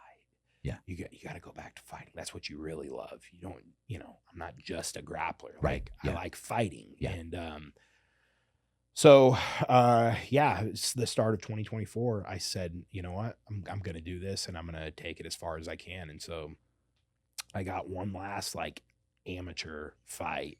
I say amateur, but in Indiana, it's always a little weird the way they do things there. Went on my amateur record, but I got like paid and stuff, flown out to do it. Yeah, you did. And all that. Yeah. So, so I did that, won that. And then that's out here in 24. That was in Indiana, an old show in Indiana that I fought for them years ago. Oh, really? And then they brought me back, cause I told the guy who owns the show, I was like, yeah, I'm thinking about fighting again. And he's like, well, if you want to come back out and do one last Ami fight, get you warmed up, you know, so it doesn't go on your pro record or anything. I was like, let's do it. So it was May 2024. I go back home. I do that fight against like a really tough amateur back there. This guy, kid was a savage. He won a lot of MMA fights already, and he's a pretty skilled kickboxer and wrestler and everything too. But so I beat him in like 30. How'd you beat him? I cracked him with some hard punches, and then I guillotined him. You did? Yeah.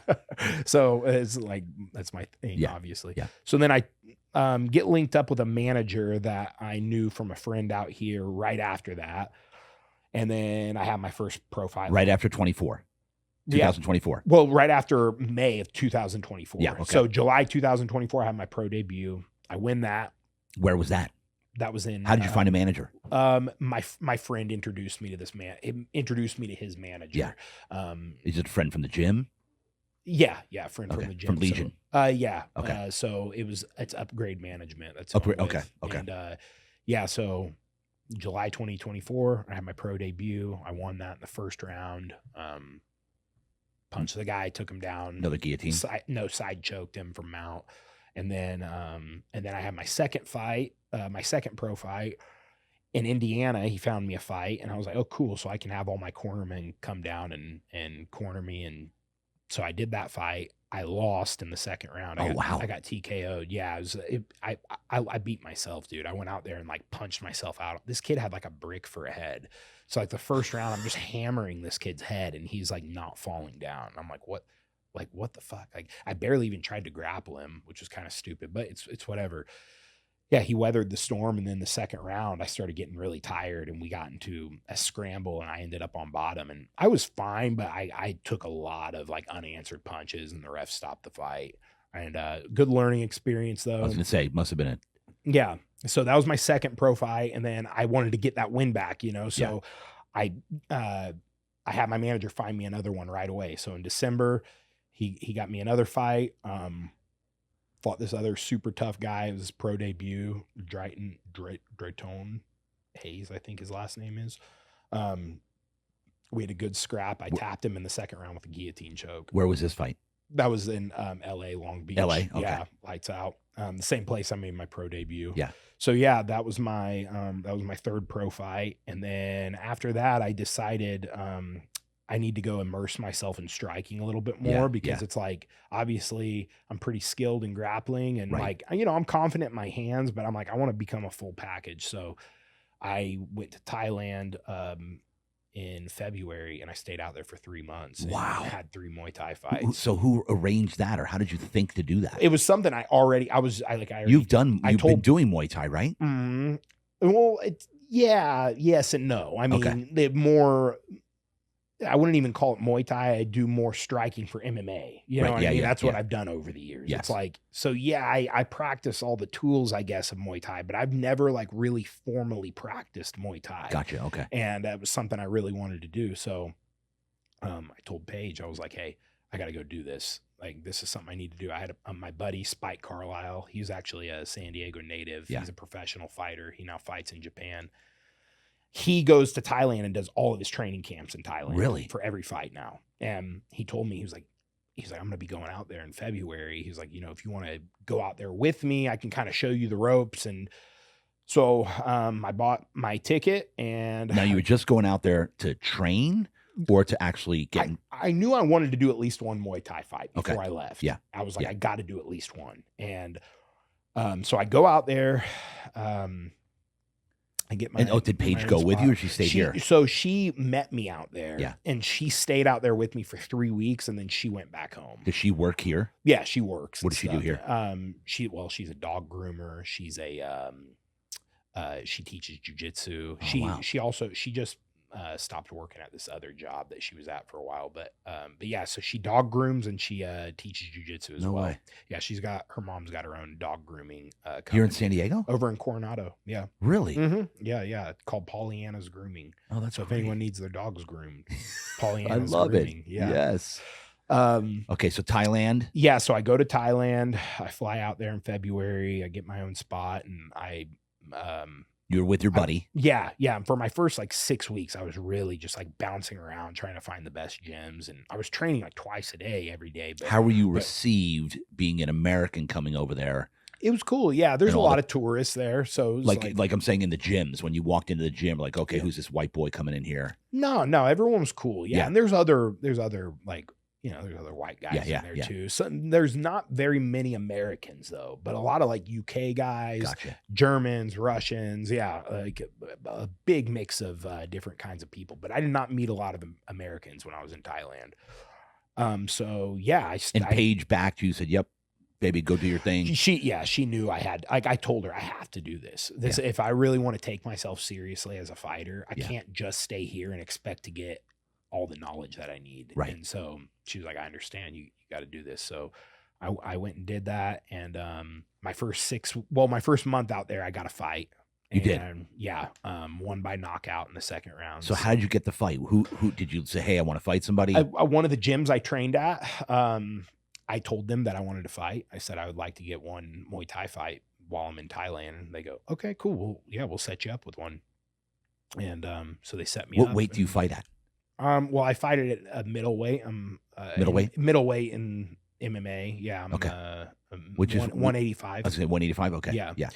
And you walk around at 200 plus? Yeah, 207, 208 pounds. Yeah, that's what I figured. Yeah, in Thailand though, for those Muay Thai fights, they don't even really do weigh-ins usually. Yeah, so like they were like, we'll find you someone near your size. So they find me this Thai guy.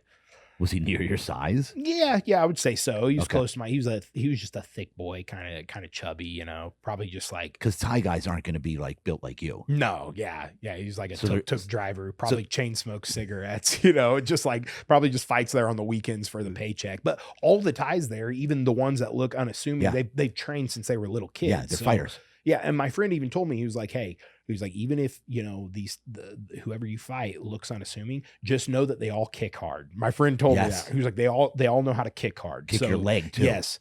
And he did. This dude kicked me really hard a few times, but second round landed a left. Right out the gate, was he kicking your leg?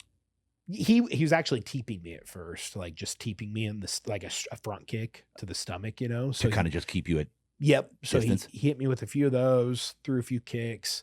I landed some good combos on him, dropped him in the first round, and then second round I came out. Now in Thailand, are you wearing Muay Thai? You're wearing Muay Thai boxing gloves, 10-ounce gloves, 10-ounce gloves. Yeah. Okay, so those are super small. They're pretty small compared to normal boxing gloves. Well, I mean, that's what professional boxers use in the States too. Is like 10, depending on the weight class, either like 10 ounces or 8 ounces. Okay, gotcha. But yeah, so yeah, typical boxing glove. And then size. we just tape up the ankles a little bit. I didn't tape up my ankles. You can. You're welcome to do that, but I didn't. Okay.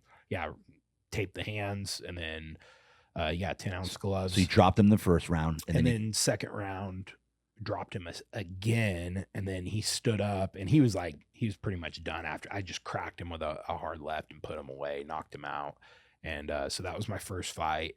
And then how good did that feel? Oh, it was awesome. Yeah. So then like a week and a half after that, Paige flew out, and when she flew out, we just did the touristy stuff. I was like, hey, let's not worry so much about like training. We bounced around different cities, and went up to Chiang Mai, saw the elephants, did that cool stuff. I almost had to fight a monkey for her down in Krabi.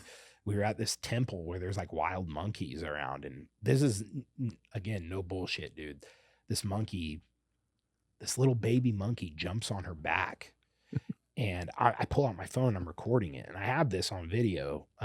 It's on her phone, but I'm recording this, and it's like funny. It's cute, you know what I mean? This little monkey's just chilling on her back, and then I don't know if it was its dad or what. Monkeys are very expressive, like their face. They're like humans, dude. Right. He walks up and he has this pissed off look on his face. He's like on the railing right next to the stairs that we were on. He walks up to Paige and he just snatches this monkey off her back, and he just tosses his baby into the tree, and he looks at her and he starts hissing and showing his teeth. And so this is no bullshit. My primal instincts take over. I'm like, you're not going to fucking hiss at my wife, you little bitch. So I stepped in front of her and I start hissing back at him. I showed him my teeth. I was scared. My adrenaline was going. I was ready to kill this thing if I had to. I probably wouldn't have. He probably could have beat me. I don't know. Monkeys are pretty vicious. Yes. They're like like the most muscular athletic per animals. pound. Yeah. The strongest on the planet. Pound. But I'm like, fuck this thing. Like if, you know what I mean? If he's going to show, you know what I mean? That aggressiveness, then I got to show it back. So I'm not thinking that. It's just instinctual. Yeah. So I start hissing back at him and growling at him and showing him my teeth. And I tell Paige, I say, just walk, just keep walking. Cause I didn't want him to attack her. If he was going to attack anyone, I wanted it to be me. And, he kind of like, we have this intense eye contact, eye to eye stare down for 2 to 3 minutes. And then he finally turns around and he goes up in the tree. Wow. That's pretty scary. God, dude. That's pretty scary. Yeah. I'm not going to lie. That was freaky, but, nothing happened, thankfully, but dude, my adrenaline was going, bro. I was like heart was thumping. Wow. So yeah, that was some exciting stuff that happened when she was out there. But then, while she was out there, one of the guys from the gym that got me the fight, my first month there, he was like, how much longer are you going to be in Thailand? And I was like, I don't know. I haven't got my return flight yet. He's like, well, you want to come teach some classes for me? And like, you know, I'll throw you some cash and, we'll get you some fights. You can train here for free, everything. And we were writing on Instagram and I was like, yeah, it sounds awesome. Let's do it. So I stayed out. I extended my visa for a 3rd month and, Paige left and I stayed out there for 1 more month down right next to that gym. You had the 1 fight so far. Yep. And my last month there, I had 2 more fights. So when he said help train, were you training people in jiu-jitsu? Wrestling. Yeah. So it was like an MMA gym owned by a New Zealander.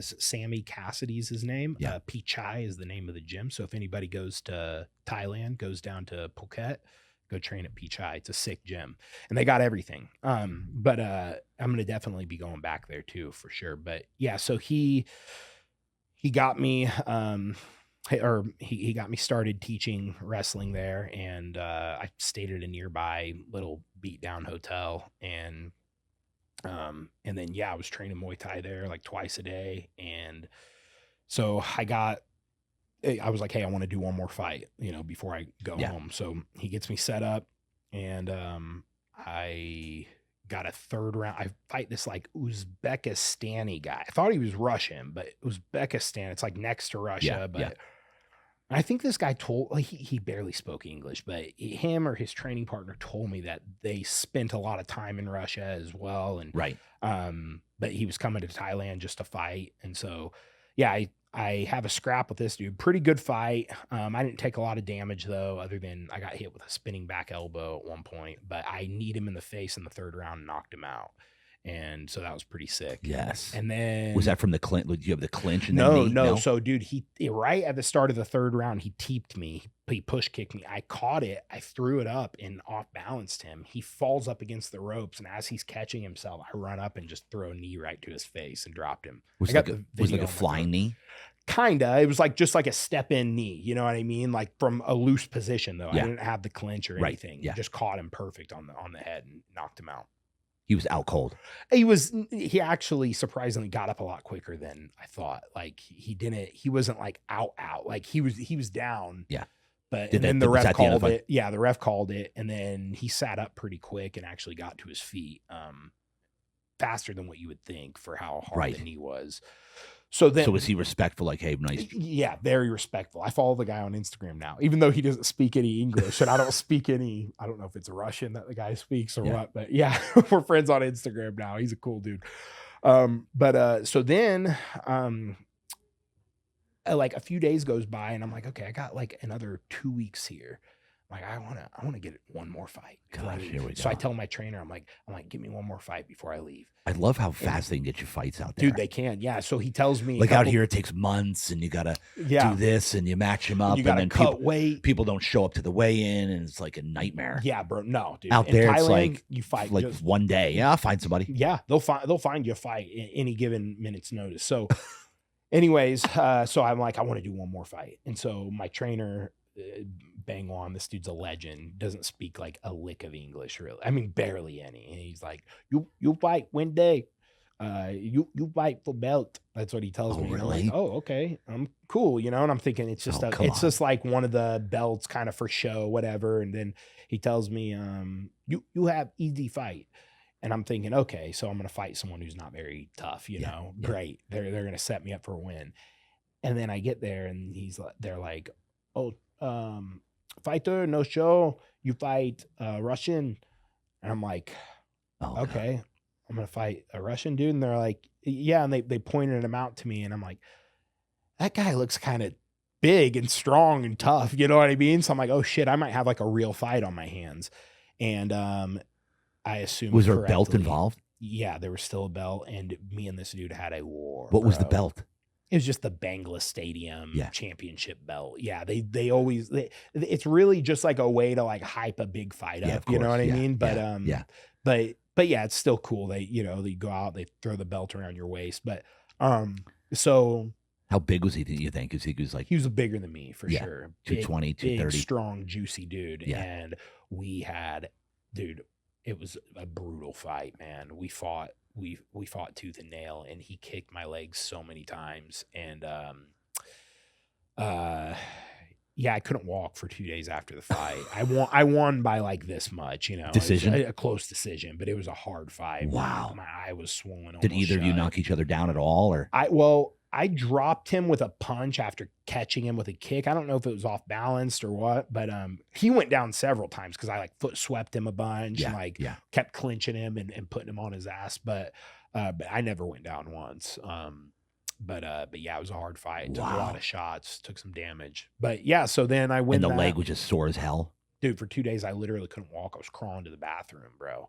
I was having to like medicate myself a little bit just to be able to get around for a couple days. Yeah, the plane ride home wasn't fun either. So where did they kick you? Is it the side of the knee, the quad, the calf? Yeah, the quad and the calf. I took a lot of inside leg kicks, and I took some outside leg kicks as well. But now legally, are they allowed to kick you at the knee joint or no? Mm-hmm. Yeah, no problem. Oh yeah, you can kick anywhere. Yeah, as long as it's not in the good Lord, like in the balls. Yeah, of course. Yeah, but yeah, so yeah, my legs got brutalized in that fight, dude. He freaking chopped into pieces. After the fight, was he respectful and like? Yeah, he was respectful. Yeah, he was also Russian.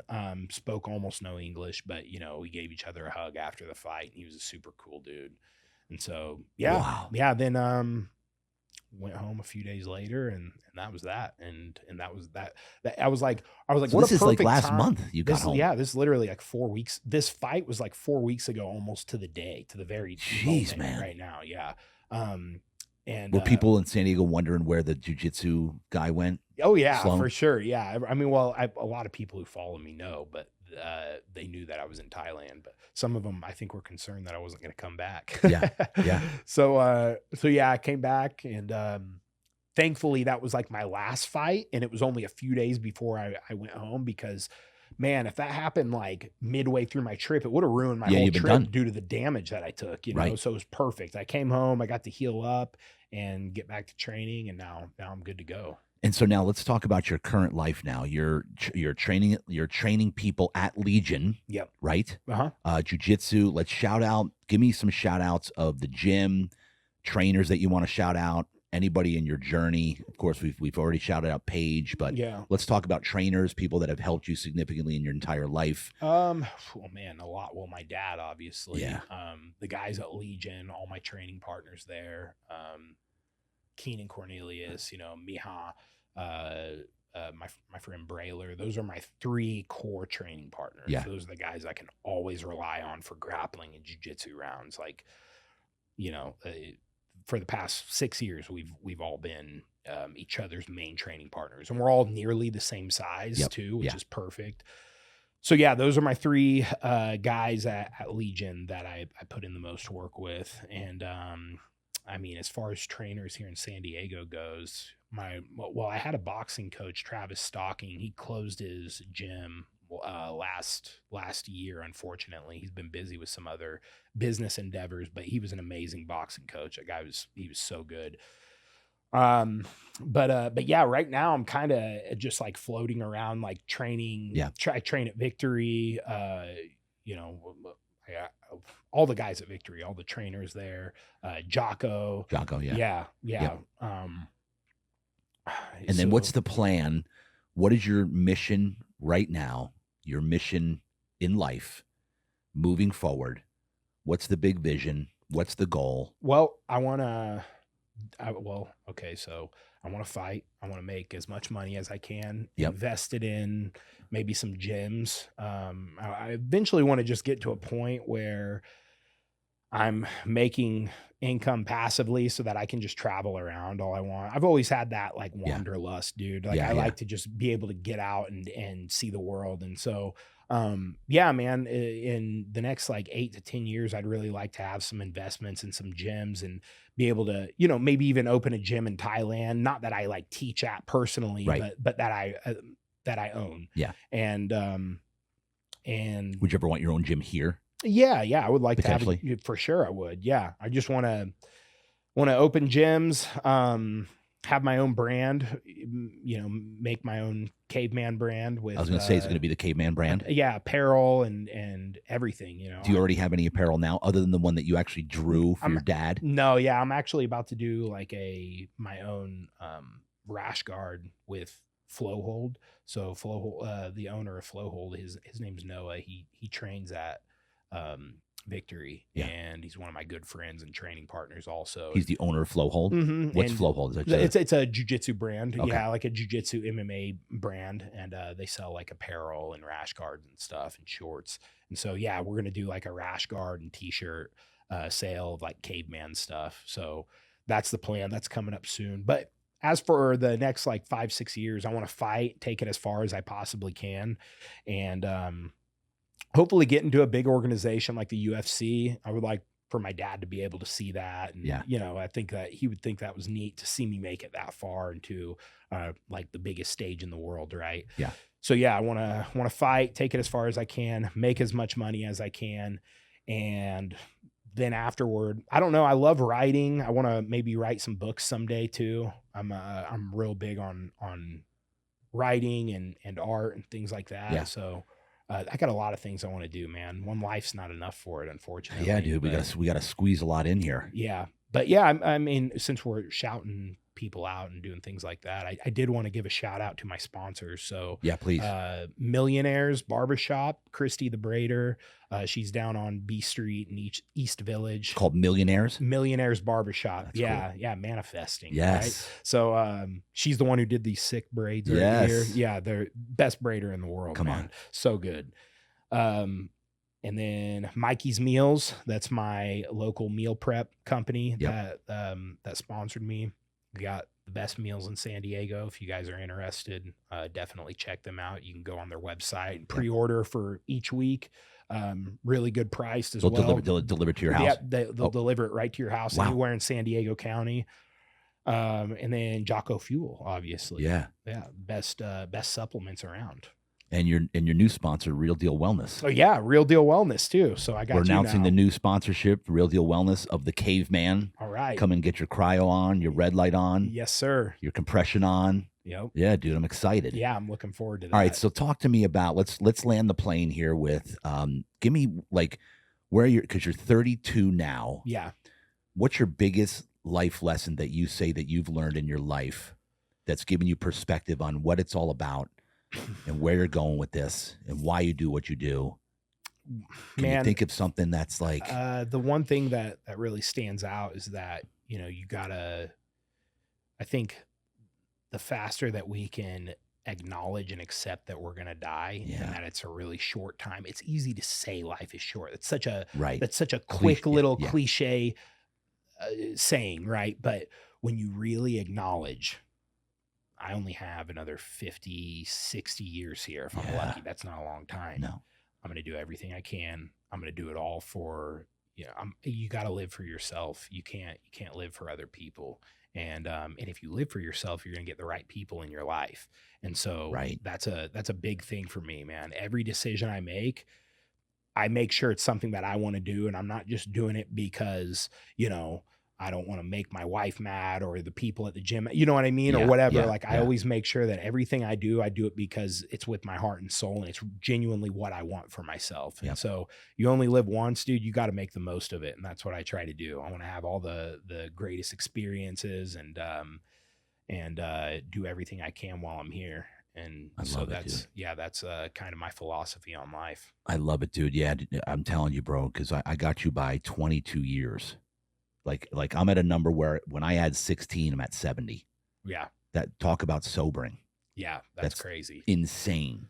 Because that's now you're at life expectancy, 77, 78 in the 70s. Yeah. Talk about, bro. That's why I'm like obsessed with wellness. Like I'm trying to freaking stop the clock. Yeah. Age-wise. So if you don't mind, if I ask you something, you know, at your age, okay, you at one point you were a 32-year-old man. Yeah. What would you say right now to your 32-year-old self? You know what? I'm very happy with where I went because it was 30 years old where I always say, I preach this a lot. Life begins at 30. Yeah.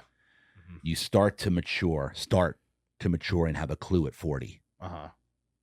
Think about that. Yeah. You start hitting your stride in your 50s. These are factual stuff of studying successful people. Yeah, I believe you. But if you go back, you're already saying it. It's look who you're surrounding yourself with, and become the best version of yourself, and authenticity. Be authentically who you were designed to be, because everybody's living through the eyes of their peers. Everybody's living through the ego. Yep. Everybody's like, oh, this is the way I should be acting because this is where everybody sees me, my ego.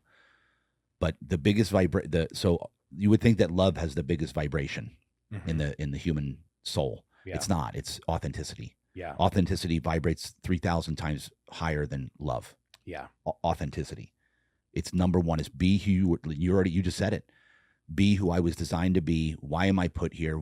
I'm a God-driven guy. Like God gave me gifts. He gave you gifts that no one else has. Yeah. Your purpose is to cultivate and maximize the gifts and the potential that you've been given. Yep. That's all of our purpose. Exactly. Maximize what we've been given, our potential, our gifts, and then do as much good with it as you can, your gifts to make the world a better place. Yep. While you're here. Yeah. That's the purpose. That's great. I agree. And we were all the way up till 30 something. It was just me, meaning life's simple pleasures. Let me please myself. It wasn't about making an impact at all in the world. Yeah. When my mind shifted to I've been put here actually God put me here to make an impact. Now I know I've been put here to lead. I've put here to inspire, to motivate. That's why I started my podcast.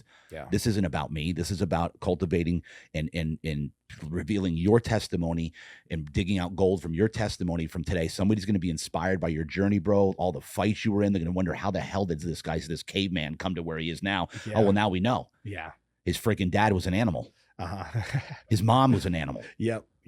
His sister's an animal. In a good way. These aren't bad. No, yeah. These are great animals. I love animals. Yeah, same. When I talk to my team, when I inspire people to come work for me, so listen, I'm looking for an animal. Yeah. If you're a freaking animal, you're reliable, accountable, and an animal that I can count on, and you got my back, you will write your own ticket with me. Yep. We'll go as far as you want to. If you want to own your own Real Deal Wellness someday, that's on the table. Yeah. But you got to be an animal. I say it all the time, dude. Yeah, I love it. I love it. So you come from animals. And animals are the most authentic.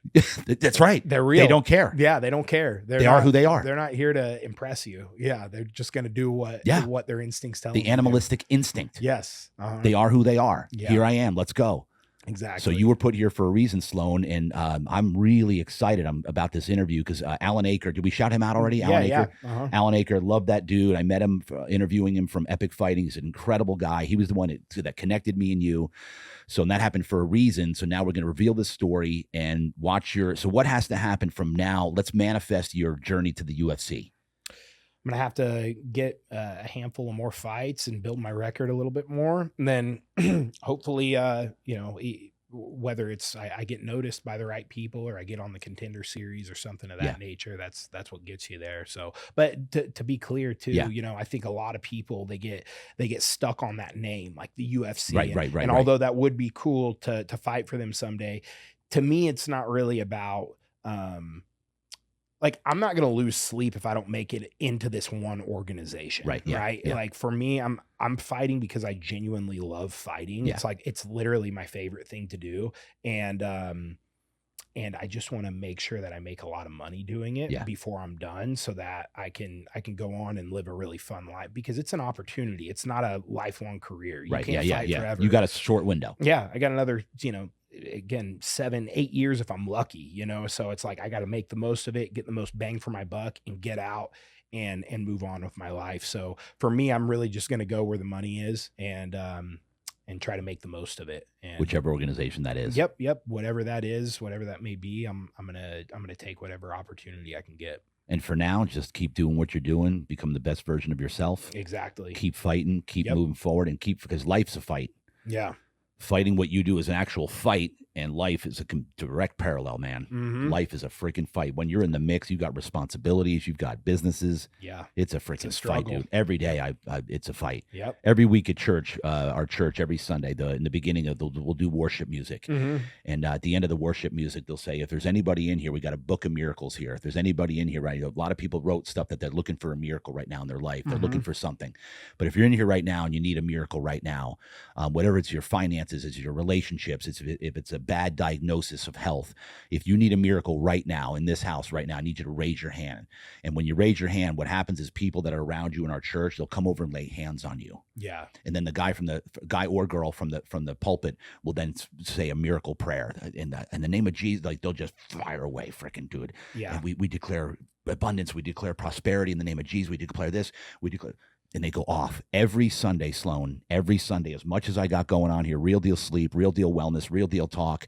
You would think it's just the world's my oyster. I'm in a freaking fight, dude, every freaking day, every week. And let me tell you something, every Sunday, guess who raises their freaking hand every single Sunday that needs a miracle? Yeah. This guy right here. Every Sunday, if you need a miracle, and I raise my hand, and people that know me, I'm mentoring people. Mm-hmm. And they're looking at me going, wait, my leader's raising his hand? They're like, are you okay? I'm like, yeah, I'm okay. I'm in the fight. Exactly. I need a miracle. Right? You're humble enough to know that you're not exempt from life's tragedies and hardships. Bro. Like, you still you need it just as much as anyone else. I tell these people, no shame, no pride. I need a weekly miracle to get through, because I launched this on the fly. The sleep store has been a disaster. I have a disaster going on in the most glorious business I've ever created in 20 years. Yeah. At the same time. Mm-hmm. That requires a miracle every week. For sure. Every week. I'm like, sometimes I raise two hands. I believe and people come around, bro, they lay hands on you. You're like, oh, then you're like, all right, let's go. Yeah, we got this. That's cool, man. Oh, dude, this has been awesome, bro. Yeah, it's been awesome. Sloan, I love the way you tell stories. Incredible. We got the Caveman here. How do they follow you on Instagram? You can just type in Sloan Clymer. It's Sloan literally Clymer. just my name. Okay. SLOANCLYMER. So let's manifest the brand right now. Let's get you start really putting into this brand. Yeah. The Caveman brand. Caveman brand. Like, really, and we'll talk about this. We're going to have your Instagram reflect that. Oh, for sure. Like, run with this brand. Because right now, I've been building my brand for 20 years, bro. That's how long it takes. 20 years.